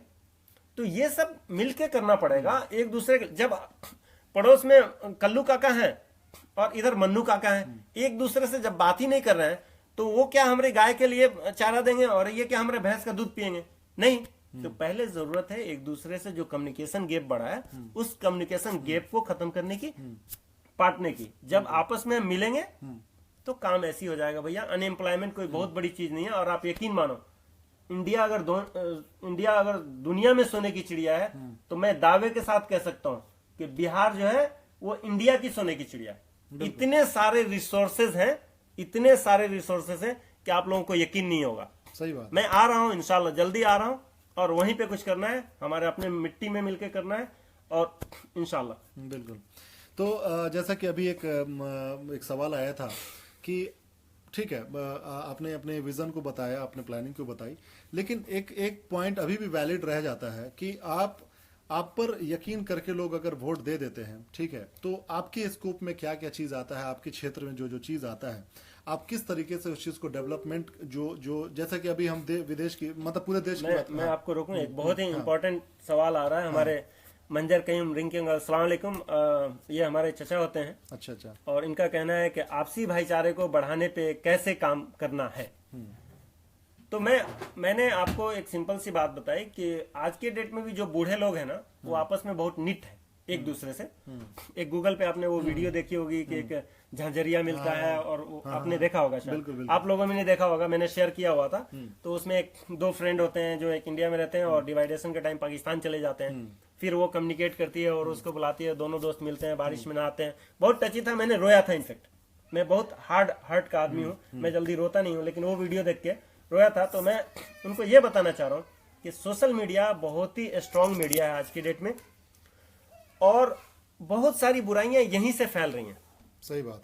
सिर्फ इन बुराइयों को फैलने से रोक दिया जाए ना, तो मंजर से आधा काम तो ऐसे ही हो जाएगा। मैं बता रहा हूं, आधा काम हमें फील्ड पे करना होगा, आधा काम ऐसे ही हो जाएगा।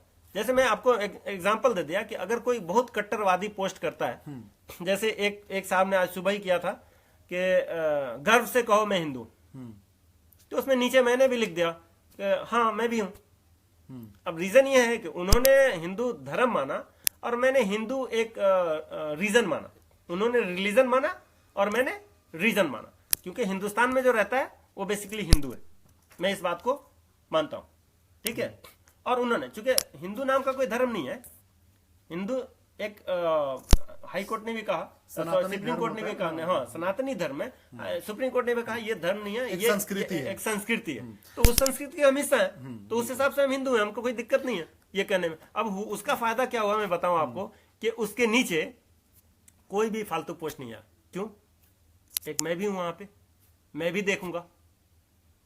तो इस तरह से आप सिर्फ बुराइयों को रोक दीजिए बस, बाकी अच्छाई तो अपने आप बढ़ जाएगी। कोई जरूरी नहीं है कि गलत उस पर कमेंट किया जाए या कुछ ऐसी चीजें। बिल्कुल, ये बहुत अच्छी बात है वाकई में। देखिए आमतौर पे होता क्या, जब कोई गलत पोस्ट डाल देता है तो लोग उस पर काउंटर पे दूसरा गलत बात बोल देते हैं, तो वहां से आग लगना शुरू हो जाती है, लड़ाई आपस में। अच्छा, मैं आपको बता दूं, जैसे आपने कहा यूथ जो है वो अपने आप में बहुत नेगेटिव नहीं है। बिल्कुल। मैं आपको बताऊं, गोपालगंज में आपने एक ही टीम की बात की, सिर्फ बीबीडीटी की। गोपालगंज में दो टीम करती है, एक डीबीडीटी भी। अच्छा अच्छा। ठीक है। मेरे कहने का मतलब ये है कि जहां युवा इधर उधर भटक रहे थे, ठीक है, कहीं से भी गाइडिंग फोर्स आई हो, मैं उसके एस्टेब्लिशमेंट में नहीं जाऊंगा, एक गाइडिंग फोर्स कहीं से आई, उनको कहीं से इंस्पिरेशन मिला, ठीक है, और उन्होंने एक टीम बताया। आपको यकीन नहीं होगा, पिछले 4-5 महीनों में गोपालगंज के युवाओं ने कम से कम 150 लोगों का जान बचाया। बहुत बड़ी ठीक है। जहां एक दूसरे को गाली देने की बात हो रही है, वहां ये लड़के एक मैसेज मिलता है माशाल्लाह और लग जाते हैं। तो कहने का मतलब ये है, ठीक है, पॉजिटिव अगर काम करना है, पॉजिटिव आपको सोच रखनी है, तो वो कहीं भी हो सकता है। ठीक है, सिर्फ डायरेक्शन देने की जरूरत है, वो कहीं से भी इंस्पायर्ड हुआ सकता है। मैं भी इन लोगों का काम देख के मैं इनसे जुड़ा, ठीक है, और माशाल्लाह ये लोग बहुत अच्छा काम कर रहे हैं। देखिए अभी तो ठीक है गुफरान भाई, अभी तो बहुत सारी चीजें बात हो गई जो आपके पर्सनल लेवल पर थी, जो आपके सोच पर थी, लेकिन अब बात आती है कि आप इलेक्शन लड़ेंगे तो आप किस बिना पे लड़ेंगे, किसके साथ लड़ेंगे, कौन सी पार्टी के साथ लड़ेंगे, किस तरीके के कैंडिडेट पार्टी को आप पकड़ने की कोशिश, क्योंकि आज के डेट में पार्टी का साथ होना और पार्टियों के विचारधारा के साथ होना ये भी बहुत इंपॉर्टेंट चीज है। भैया मैं पहली बात तो ये कहना चाहूंगा, आपने क्लियर कर दीजिए। जी मैं पहली बात तो ये कहना चाहूंगा कि यार इंडिया में अगर मैं किसी की सबसे ज्यादा रेस्पेक्ट करता हूं दिल से, किसी भी फ्रीडम फाइटर का, तो वो भीमराव अंबेडकर जी हैं। उसका रीजन ये है, वो आदमी इतना बड़ा काम किया।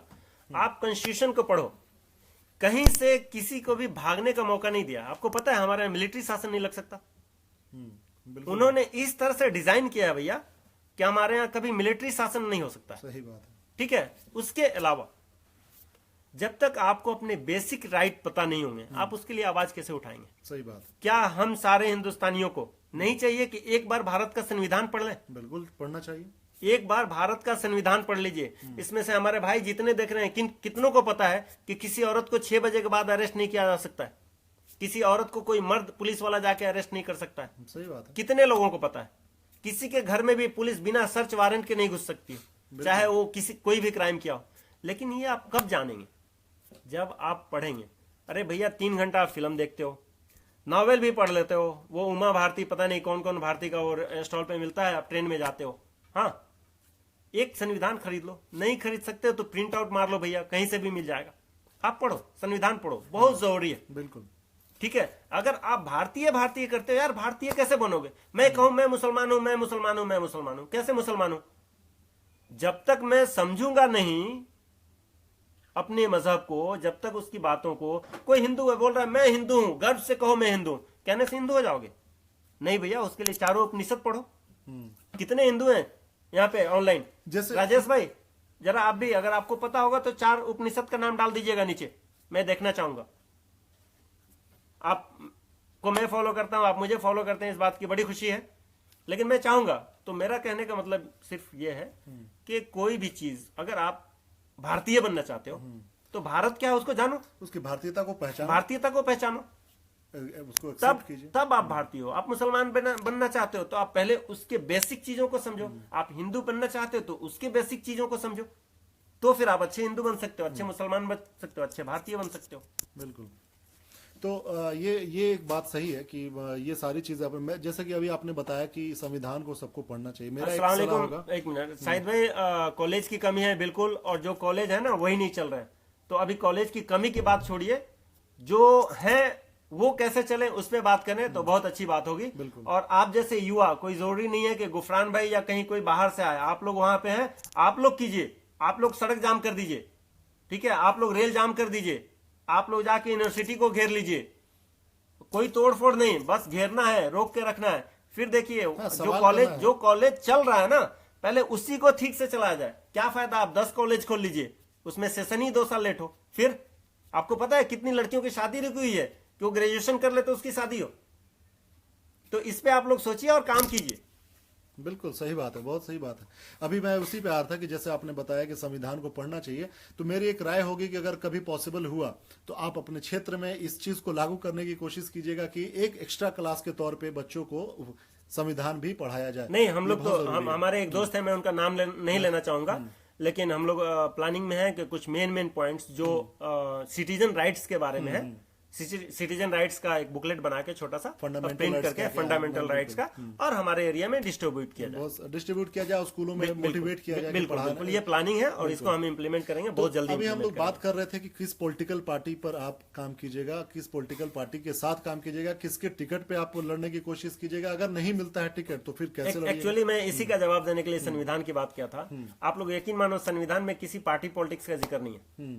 संविधान में प्राइम मिनिस्टर होगा और सरकार होगी, और सरकार मेजोरिटी की होगी, मतलब चारों तरफ से लोग चुन के आएंगे संसद में, और उसी दिन वो बैठ के एक प्रधानमंत्री चुन लेंगे और सरकार चुनी जाएगी, कौन कौन सरकार में है और कौन कौन विपक्ष में है। ये कंसेप्ट था।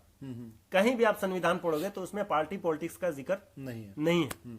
मेरा भी यही मानना है कि पार्टी क्यों इतनी ऊपर हो जाती है कि किसी भी गुंडे मवाली को पार्टी के नाम पे जिता दिया जाता है। बिल्कुल सही बात है। पार्टियां इतनी इंपॉर्टेंट क्यों है इंडिया में? बिल्कुल।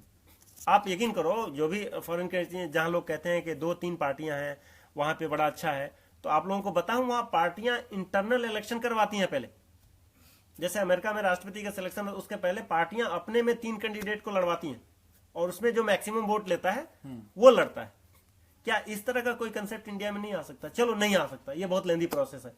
क्या आप ऐसा नहीं कर सकते कि पार्टी से, जात से, ठीक है, रिलीजन से ऊपर उठ के, रीजन से भी, कभी कभी क्षेत्रवाद भी होता है, क्या फतह का हो ना तो हम इकरा को वोट दे दे, तो क्या ऐसा नहीं हो सकता कि इन सब चीजों के ऊपर उठ के किसी अच्छे आदमी को वोट किया जाए? अच्छा, एक और मिसकंसेप्शन है, मैं क्लियर कर दूं वोट के बारे में। एक मिसकंसेप्शन ये है कि हम अगर उस फलाने को वोट दे दिए तो हमारा वोट खराब हो जाएगा। कहा है भाई, तो हार रहे हैं। अच्छा, एक बात बताओ, आप अच्छे आदमी को वोट दिए, वो हार गया, तो आपका वोट कैसे खराब हुआ?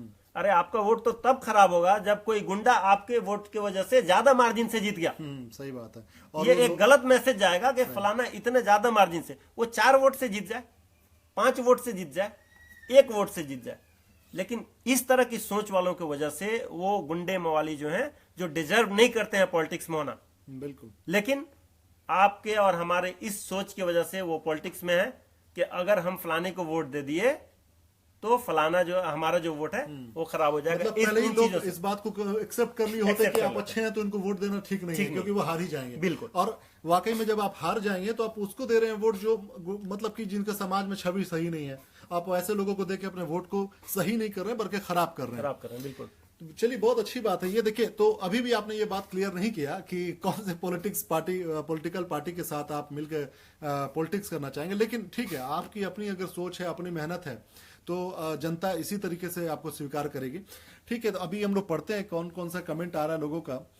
जातिवाद के नाम से विकास का मुद्दा पीछे छूट जाता है, लोगों की इस धारणा को कैसे बदलेंगे?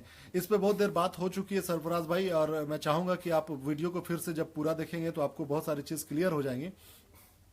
मंजर आलम भाई कहते हैं कि हिंदू और मुस्लिम को आपस में बांटने से कैसे रोकेंगे आप, राय दें। और गोपालगंज का कौन सा क्या है कंस्टिट्यूएंसी से आप इलेक्शन? गोपालगंज के जो गोपालगंज कंस्टिट्यूएंसी से ही 101 जो है, वहीं वहां से लड़ाई होगी। 101। लेकिन अभी इससे पहले जो अभी आपने क्वेश्चन किया हिंदू मुस्लिम के बांटने वाली कोई राजनीतिक खतरा, आप इससे पहले वीडियो को दोबारा से आप चला के देखिएगा, बहुत देर तक उस पर बात हुई है, तो मैं इस पर वक्त बर्बाद नहीं करना चाहूंगा। और मतलब क्विक कुछ 2-3 क्वेश्चन मैं पूछ लेना चाहता हूं कि आप जैसे बताइए कि मतलब आप भाई हम लोग रोजे से मुंह सूख रहा है। हाँ, चलिए, बात सही है। अब जब आप आ रहे हैं जनता की सेवा के लिए तो क्या क्या सूखेगा क्या क्या भीगेगा वो भूल जाइए। ठीक है। हाँ, तो दूसरी चीज ये है कि जैसे कि आमतौर पे बात होती है कि जैसे मैं खुद इस बात को प्रेफर करता हूं कि पढ़े लिखे लोग इलेक्शन लड़े, पढ़े लिखे लोग नौजवान सामने आए। तो ये भी एक अच्छी बात है कि आप खुद एक पढ़े लिखे इंसान है, पढ़े लिखे हैं, जो कि नौजवानों को आप अच्छे से रिप्रेजेंट कर सकता है। अभी तक तो ऐसा ही लग रहा है, अब आगे आपके काम से पता चलेगा कि आप कितने पढ़े लिखे हैं। ठीक है, तो अब आपके हर चीज पे मार्क की जाएगी, क्योंकि आप जब तक लोगों से सवाल नहीं किया जा सकता जब तक हम आपको वोट नहीं देंगे। लेकिन जिस दिन आपको किसी ने एक वोट भी दे दिया तो उसका आपके ऊपर हक बन जाता है कि आपको कहीं भी रोक के सवाल करें। तो ये एक चीज को मान के चलना पड़ेगा। दूसरी बात, हिंदुस्तान, जैसे आपने बताया, हिंदुस्तान की कुछ राजनीति पे हम लोग बात कर लेते हैं। आप देख रहे होंगे कि जो अभी सेंटर में गवर्नमेंट है, अलग अलग जिले के राज्य की गवर्नमेंट है, समन्वय बनता दिख रहा है कि नहीं आपको? जैसे बिहार के गवर्नमेंट में प्लस सेंट्रल गवर्नमेंट, और उनकी जो पॉलिसी है आप उस पर किस तरीके का नजरिया रखते हैं सेंट्रल गवर्नमेंट की पॉलिसी पर, जो कि आप अभी देखते होंगे बहुमत से है? मुझे लगता है कि ये जो क्वेश्चन है ये बहुत अर्ली क्वेश्चन है। नहीं, अर्ली नहीं है। मैं इसलिए मैं आपको बताऊं कि मैं बहुत छोटी सी जगह से आया हूं और मैं छोटी सी जगह के लिए छोटे छोटे काम करना चाहता हूं, छोटे छोटे मुद्दों पे काम करना चाहता हूं। तो मुझे नहीं लगता है कि अभी इतने बड़े बड़े मुद्दों पे मैं अपनी राय रखूं या अपनी राय बनाऊं। ये क्वेश्चन से मैं भाग नहीं रहा हूँ। ये बहुत, मैंने बोला ना कि मैं कोई भी नेता टाइप या लीडर टाइप बात नहीं करूंगा। जमीन से जुड़ा हुआ, जमीन से जुड़ी हुई बात करूंगा। जैसे नहीं, मैं जमीन से जुड़ी हुई बात समझ गया, लेकिन मेरा मकसद ये था कहने का कि जब आप पॉलिटिक्स में आ रहे हैं या पॉलिटिक्स में हैं, तो आपको हर चीज की एक समझ होती है या होनी भी चाहिए। बिल्कुल, है ना? क्योंकि देखिए, कोई भी गवर्नमेंट बनती है तो किसी एक मुद्दे को लेकर ही बनती है, सामने आती है। तो वो मुद्दा कैसे मतलब जायज है या फिर वो मुद्दा कैसे अभी तक पूरा नहीं हो पाया, उस पर लोगों को तो राय आपकी जानेंगे। हाँ, राय देखिए, जितनी भी, ये नहीं कि अभी क्योंकि आप रिप्रेजेंट करने जा रहे हैं। मैं वही कह रहा हूँ, मेरा अपना एक स्टैंड है। जो सही है वो सही है, जो गलत है वो गलत है। मैं आपको एक सिंपल सा एग्जांपल देता हूँ। मैं, ऐसा नहीं है कि भाजपा अगर कोई अच्छी चीज लेके आए, हाँ, जो सेंट्रल में गवर्नमेंट है, तो उसकी तारीफ। जैसे मैंने गोपालगंज में गया था, मेरे कुछ दोस्तों ने मिलके हम लोगों ने एक अभियान छेड़ा के प्रधानमंत्री स्वच्छता अभियान के तहत हम लोगों ने एक सफाई अभियान छेड़ा। उसमें सभी दल के लोग थे। आपको यकीन नहीं करेंगे, उसमें सब दल के लोग थे और सब दलों से ऊपर उठ के एक वो नोबल काम हुआ, एक अच्छा हुआ। एक गोपालगंज में एक अच्छी जगह सफाई होगी। ठीक है, तो कहने का मतलब कि हमने उसको उसी नाम से किया, सराहा और किया। उसी तरह से अगर कोई गलत बात होगी, ठीक है, जैसे आज के डेट में किसान मारे जा रहे हैं, ठीक है, अगर रसिया में कोई आदमी मारा जाता है तो उस पे मोदी जी का, हमारे प्राइम मिनिस्टर का ट्वीट आ जाता है। बट अगर किसान हमारे मध्य प्रदेश में मारे जाते हैं तो उनके लिए ट्वीट नहीं आता है। ये बहुत दुखदाई है। बीइंग इंडियन मुझे बहुत दुख होता है इस बात का कि प्राइम मिनिस्टर जो है वो हम सबका रखवाला कह लीजिए एक तरह से, ठीक है, हम सबका अभिभावक है एक तरह से वो। तो उनके तरफ से मैसेज एटलीस्ट आनी चाहिए ताकि लोगों को लगे कि हाँ भैया, हमारे देश के प्रधानमंत्री हैं, क्योंकि जब इंग्लैंड में 20 लोग मारे जाते हैं तो उस पर सुबह सुबह ट्वीट आ जाता है, लेकिन आज 2 दिन हो गए, आप पीएमओ का देख लें, इवन पीएमओ से भी कोई इस तरह का ट्वीट नहीं आया कि हमारा कंडोलेंस उन लोगों के साथ है। तो जो अच्छा है उसको अच्छा कहेंगे, जो बुरा है वो बुरा कहेंगे। बाकी अभी सेंट्रल के जो पॉलिटिक्स है उसमें बहुत ज्यादा मैं राय नहीं रखना चाहूंगा। ठीक है, ये अच्छी बात है कि आपने बहुत सही बात कही कि आदमी को इस तरह की सोच रखनी ही चाहिए कि मतलब ये ऐसा नहीं कि हम किसी को पर्सनल वे में किसी पर अटैक करें या उस पर बात करें। जब नेतागिरी में है तो जाहिर सी बात है हर चीज पर सही और गलत पे बात करें। एक सवाल आया है कि गोपालगंज में बहुत सारे हजारों स्टूडेंट्स हायर स्टडी के लिए 10+2 के बाद से दूसरे सिटी और दूसरे स्टेट में जाते हैं। मतलब इनकी बात समझ में आ रही है जी जी। कि ये कहना क्या चाह रहे हैं, लेकिन मैं इस ये कौन साहब हैं जरा नाम? ये जावेद अहमद भाई करके हैं। जावेद भाई, मैंने इस सवाल का ऑलरेडी जवाब दे दिया है। मैंने ये कहा है कि ये एक दिन का काम नहीं है, और मैं पहले ही बोला कि ये बिल्कुल बेकार की बात होगी कि मैं अभी ये कहना शुरू कर दूं कि हम आएंगे तो ये हो जाएगा और हम आएंगे तो वो हो जाएगा। आप जैसे भाई साथ में रहेंगे, मैं ये कह रहा हूं साथ में। हमें बिल्कुल ऐसे लोग नहीं चाहिए जो कहें कि भैया हम आपके पीछे हैं या बाबू हम आपके पीछे हैं। हमें ऐसे लोग चाहिए जो कहें ऐसे कि हाँ चलिए भैया हम आपके साथ हैं और ये बदल देते हैं। सही बात। और इंशाल्लाह चेंजेस आएंगे, बदलाव आएगा और चीजें भी होंगी। मैं इसमें एक चीज ऐड करना चाहूंगा गुफरान भाई। देखिए सबसे बड़ी बात होती क्या है कि देखिए कोई भी नेता बन जाए, जैसे गुजरात से अपने प्रधानमंत्री आते हैं, वही बनारस से भी एमपी हैं, लेकिन उनके प्रधानमंत्री बन जाने से तो ऐसा तो हुआ नहीं कि बनारस पूरी चेंज हो गई या गुजरात पूरा चेंज हो गया। देखिए लोग अपनी जिंदगी जीते हैं, लोग अपनी मेहनत करते हैं, लोग अपनी कमाई करते हैं, लेकिन एक लीडर का जो मकसद होता है, एक लीडर वो होना चाहिए कि आपको अपने काम करने में वो सहूलियत पैदा करे।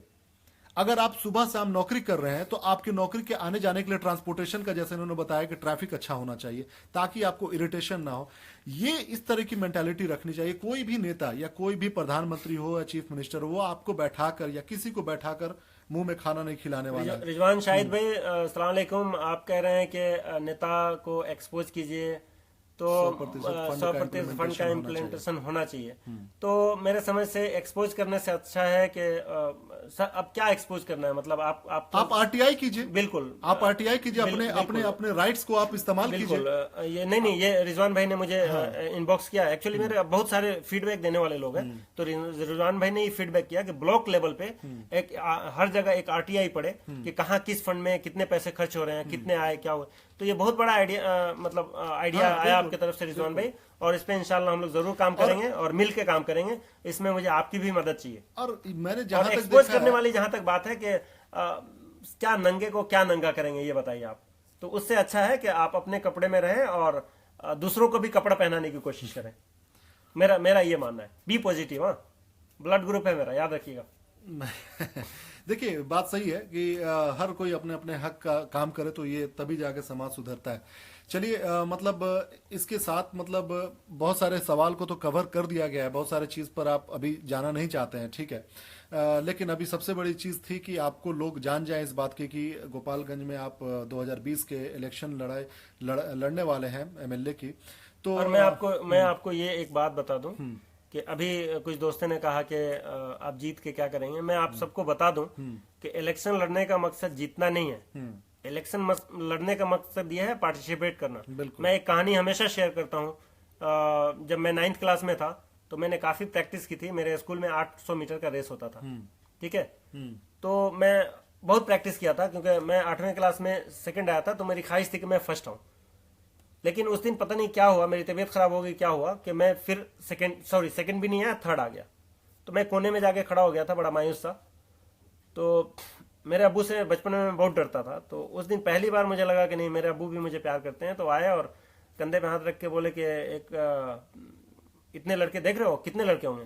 तो मैं बोला 1600-1700 हैं। तो बोले 1600-1700 में कितने लड़के दौड़े? तो मैं बोला 20। तो बोले फिर ये 20 लड़के उन 1700 लड़कों से अच्छे हैं कि ये कम से कम दौड़े और तुम उन 20 में से हो। तो मुझे इसी बात का फख्र है कि कम से कम तुम दौड़े तो सही। तो भैया रेस में रहना जरूरी है, जीतना या हारना जरूरी नहीं है। चाहे जिंदगी के आप जिस फील्ड में भी हैं, सही बात, आप दौड़िए। दौड़ नहीं सकते हैं तो चलिए, चल नहीं सकते तो घसीटिए, लेकिन एक जगह पे मत रहिए, क्योंकि एक जगह पे रहना मौत की निशानी है। सही बात। एक जगह पे रहना मौत की निशानी है, याद रखिएगा आप लोग। अभी एक कमेंट आया है, वाकई में ये भी एक वैलिड क्वेश्चन है अपने आसिम आलम भाई का, कि गुंडागर्दी पर आपकी क्या राय है। गोपालगंज में तो कोई आदमी बिजनेस करता है या स्टार्ट करता है तो उससे पहले फिरौती के धमकी आती है। ये वाकई में अपने रीजन में, जैसे सिवान क्षेत्र, गोपालगंज हुआ, ये छपरा हुआ, इस तरह के वारदात कभी कभी सुनने को मिलते हैं। तो ठीक है, प्रशासन उस पर काम करेगी, लेकिन आपके इस पे क्या राय है? इसके लिए आसिम भाई मैं कहूंगा कि बिल्कुल प्रशासन का सहारा लेना चाहिए। और दूसरी चीज ये कि लोग दबाते उसी को हैं जो दबता है। आप यकीन मानिए, आप अगर ठान लें कि हमको नहीं देना है और नहीं दबना है, दुनिया में कोई माई का लाल नहीं है जो आपको दबा दे, ठीक है। तो ये फिरौती उन्हीं से मांगा जाता है जो फिरौती देने के लिए तैयार रहते हैं। और जो मांगते हैं ना, आप यकीन मानिए, वो भी ऐसी हैं हाड़ मांस के बने हुए। अगर 2 थप्पड़ मारते हैं ना, तो तीसरा थप्पड़ उनको जड़ दीजिए, ठीक हो जाएंगे वो। इसलिए मेरा ये मानना है कि इसके लिए कोई पॉलिटिकल आदमी कुछ आके नहीं करेगा। हाँ, एडमिनिस्ट्रेशन का सहारा लीजिए। हम लोग डर जाते हैं, बहुत सारे ईमानदार ऑफिसर हैं, ऐसे नहीं है कि पूरे के पूरे करप्ट हैं, नहीं। अगर पूरे के पूरे करप्ट होते ना, पूरा सिस्टम चरमरा जाता। बिल्कुल, देश खत्म। आप यकीन कीजिए, पूरा सिस्टम चरमरा जाता है, पूरी दुनिया, मतलब पूरा जो गवर्नमेंट का सिस्टम है वो सब खत्म हो जाता। सही बात। अच्छे लोग हैं, सिस्टम में भी अच्छे लोग हैं, जरूरत है उनको पहचानने की, जरूरत है उनको प्रोत्साहित करने की, और जरूरत है उनके पास जाके उनसे मदद मांगने की। अच्छा, बीच में बहुत सारे आपने केस भी देखे होंगे कि अभी बहुत सारे लोगों का सवाल आ रहा है, जैसे जावेद भाई का है, एजाज भाई का है, कि हेल्थ सेक्टर में इम्प्रूवमेंट के लिए कैसे क्या करना है, हेल्थ सेक्टर में कैसे आपका मेरा ये मानना है कि हेल्थ सेक्टर जो है वो सिर्फ गवर्नमेंट उसको ठीक नहीं कर सकती। हेल्थ सेक्टर के लिए मुझे लगता है कि छोटे छोटे बहुत सारे ऑर्गेनाइजेशंस, ट्रस्ट, फाउंडेशंस बनने चाहिए, ठीक है। क्योंकि गवर्नमेंट के पास एक लिमिटेड रिसोर्सेज होते हैं, हाँ, लेकिन जो चीजें गवर्नमेंट की तरफ से होनी है वो हो, उसका प्रेशर बना के रखा जाए। जैसे मैं आपको बताऊं, अभी जैसे आपने बीबीडीटी का जिक्र किया, हमारे हॉस्पिटल में आईसीयू के आगे गंदगी लगी हुई थी पूरी। तो हमारे बीबीडीटी में सालम भाई हैं जिन्होंने बहुत पुरजोर तरीके से इस बात को उठाया, और आप यकीन माने 3 दिन के अंदर प्रशासन ने उसका संज्ञान लेते हुए उसको ठीक करवा दिया, साफ करवा दिया। तो जरूरत यह है भैया कि अगर कहीं बदबू आ रही है तो 2 तरीका है, या तो जो रेस्पॉन्सिबल है उसके आप चढ़ जाइए कि ये क्यों बदबू आ रही है, और दूसरा तरीका यह है कि मेरे तरह गमछा रखिए। बाकी आप समझ गए। तो दोनों ऑप्शन है आपके पास जावेद भाई, दोनों ऑप्शन है, गमछा में रखिए या फिर उसके पास चढ़ने के लिए उतना हिम्मत रखिए, बिल्कुल, बस ठीक हो जाएगा सिस्टम। बाकी कुछ चीजें हम लोगों को भी ठीक करने की जरूरत, लेकिन अपने को भी ठीक करने की हम लोग अब जहां तक बात कर रहे हैं, सबकी बात कर रहे हैं, इसमें कोई दो राय नहीं है कि गोपालगंज के नौजवान को मैंने देखा कि सब लोग साथ हैं और बड़े पॉजिटिव माइंडेड लोग हैं। ये एक बहुत ही अच्छी बात है। एजाजुल भाई कह रहे हैं कि गोपालगंज से करप्शन कब खत्म होगी। एजाजुल भाई, गोपालगंज से करप्शन तब खत्म होगी जब आप खुद ये ओथ ले लेंगे कि मुझे 1 रुपया किसी को नहीं देना है। मुझे अगर कहीं पुलिस केस हो जाता है तो मुझे किसी दलाल को 1 रुपया नहीं देना है। मुझे अपना केस जाके खुद लड़ना है, प्रॉपर चैनल से लड़ना है। आप यकीन मानो, करप्शन उसी दिन खत्म हो जाएगी। हर आदमी सोचता है कि मैं कर लेता हूं और बाकी दुनिया ठीक हो जाए। नहीं भैया, शुरुआत अपने से करनी पड़ेगी, ठीक है। अगर आप मेरे जवाब से सहमत हो तो बताइएगा। बिल्कुल। तो मेरे ख्याल से अभी हम लोगों का ऑलमोस्ट बहुत सारे सवाल पे बात हो चुकी है ऑलमोस्ट, है ना। तो बहुत सारे लोगों का कमेंट भी लिया जा चुका है। दोस्तों, मैं चाहूंगा कि अब हम लोग इस सेशन को खत्म करें, अगले बार फिर आएंगे लाइव, और मौका पर आते रहेंगे, प्लानिंग पर बात होती रहेगी, और नहीं, इम्प्लीमेंटेशन पे बात होती ये कहूंगा रहेगी। रफीक, ये बड़ा अच्छा आप काम कर रहे हो। आप गोपालगंज के और भी जो लोग हैं ना, यहाँ कतर में बहुत सारे लोग हैं, उनको भी आप लाइव लाएं, उनसे भी अलग अलग मौजू पे बात करें। बिल्कुल। और बल्कि हम लोग वहाँ के लीडर्स जो हैं उनसे भी वीडियो कॉन्फ्रेंसिंग करवा सकते हैं। आज की टेक्नोलॉजी का जमाना है, एक मोबाइल के जरिए हम लोग वीडियो कॉन्फ्रेंसिंग करते हैं। बिल्कुल कर और ताकि ये अवेयरनेस आए, हाँ, अवेयरनेस आए। प्रॉब्लम के हम लोग ऐसा है, जैसे अभी आप कॉन्स्टिट्यूशन की बात कर रहे हैं, हम लोग एक दिन कॉन्स्टिट्यूशन के ऊपर क्यों ना एक सेशन रखें कि 1 घंटे का बेसिक राइट्स के ऊपर, और हम लोग यहाँ बैठे। अच्छा, प्रॉब्लम यही तो होती है ना कि लोग हम लोग सवाल नहीं करते हैं, बात नहीं करते हैं, दूरी बना लेते हैं। ऐसा लगता है कि आप नेता बन गए तो अब हम इनसे कैसे मिल पाएंगे। मैं एक मैसेज देना चाहूंगा अपने भाइयों को, अपने दोस्तों को, अपने घर वालों को, अपने गोपालगंज वाले को, कि भैया कहीं भी फेसबुक पे कोई कट्टरवादी कमेंट करता है, चाहे वो हिंदू हो चाहे मुसलमान हो, उसके कमेंट बॉक्स में जाइए, उसको कमेंट कीजिए, उसकी गलती को बताइए कि वो कितना गलत लिख रहा है। अगर नहीं मानता है तो उसको इनबॉक्स कीजिए, उससे भी नहीं मानता है तो उसको फोन कीजिए, आप यकीन मानिए एक दिन वो मान जाएगा, क्योंकि वो गलत है। गलत आदमी हमेशा अपनी गलती मानता है, सिर्फ उसको मनवाना आना चाहिए आपको। बिल्कुल। बस आप जैसे कह रहे हैं, बहुत सारे दोस्तों ने कहा कि समाज को कैसे जोड़ा जाएगा, समाज में आपसी भाईचारा कैसे लाया जाएगा। आज की डेट में मुझे लगता है कि मोर देन 50% यूथ जो है वो फेसबुक, ट्विटर, इंस्टाग्राम पे है, और यहाँ से हम अपनी मैसेज कन्वे कर सकते हैं। अच्छा, एक चीज बहुत अच्छी बात है कि मतलब देखिए आमतौर पे होता क्या है ना, बहुत सारे चीज लोग इसलिए नहीं करते हैं क्योंकि उनको दिखाने वाला राह कोई नहीं रहता है। और मैं चाहता हूं कि इस तरीके के नेता हैं सामने। और भी क्या कह रहे हैं सरफराज भाई, गोपालगंज। अच्छा देखिए, डायरेक्ट ऐसे जनरल वे में बात करना ठीक नहीं है। मैं चाहता हूं कि अब इस तरह के सवाल को लेना ठीक नहीं है कि जनरल वे में आप किसी को कुछ कह दीजिए या कुछ। देखिए बात एक पॉइंट हो गई कि आपको अपने से शुरुआत करनी पड़ेगी बदलाव की। अच्छा, सबसे इंपॉर्टेंट चीज है, जैसा आपने मैंने बताया भी कि देखिए नेतागिरी वो होनी चाहिए, लीडरशिप वो होना चाहिए कि आप सही चीज को एग्जाम्पल के तौर पर सेट कर रहे हैं। ये इसी चीज की शुरुआत करने के लिए मतलब मैं चाहता हूं, मैं पर्सनली ये चाहता हूं, अगर जो लोग मेरे काम को देखते होंगे फेसबुक वगैरह पे, आपने देखा होगा अगर कि हम लोग अवेयरनेस के लिए काम कर रहे हैं और बहुत सारे मुद्दों पे बात करते हैं नेतागिरी से। और ये मैं इनके बारे में नहीं, मैं बता दूं आपके बारे में कि ये रफीक अहमद है सीवान से, और ये एक वर्चुअल ऑर्गेनाइजेशन कह लीजिए जिसका नाम है मोहब्बत के दंगे। 20-22 शहरों में भी हम लोगों ने प्रोग्राम किया है, बहुत सारी जगहों पर। ये मोहब्बत के दंगे हैं और इंडिया के बहुत सारे शहरों में। मेरा वर्चुअल कहने से मतलब ये था कि कोई फॉर्मल ऑर्गेनाइजेशन नहीं है कि कोई प्रेसिडेंट है, कोई सेक्रेटरी है। मेरा वर्चुअल कहने से ये मतलब था, ये जमीनी काम करते हैं, सिग्नेचर कैंपेन चलाते हैं। तो इस तरह के नौजवानों की जरूरत है जो आए और बजाबते समाज को जोड़ने का काम करें। और नाम से अजीब लगता है मोहब्बत के दंगे, लेकिन मुझे लगता है कि दंगा अगर फसादी हो सकता है तो मोहब्बत का क्यों नहीं हो सकता है। और एक चीज और, लोगों को इस पे बहुत सवाल रहता है कि आप ऑर्गेनाइजेशन क्यों नहीं बनाते हैं, ये क्यों नहीं बनाते। देखिए हम लोगों का मकसद था कि लोगों को कनेक्ट करना, जो अभी ये बात कर रहे हैं गुफरान भाई, कि लोगों को कनेक्ट करना सबसे इंपॉर्टेंट चीज है। और जहां पे परिवार होता है ना, वहां पर फिर कोई प्रेसिडेंट, वहां पे कोई सेक्रेटरी, वहां पे कोई कुछ ऐसा नहीं होना चाहिए। ये एक सोच होती है, जो सोच को लेकर सबको चलना होता है, ईमानदार सोच को लेकर चलना होता है, लोगों को जोड़ने वाली बात होनी चाहिए।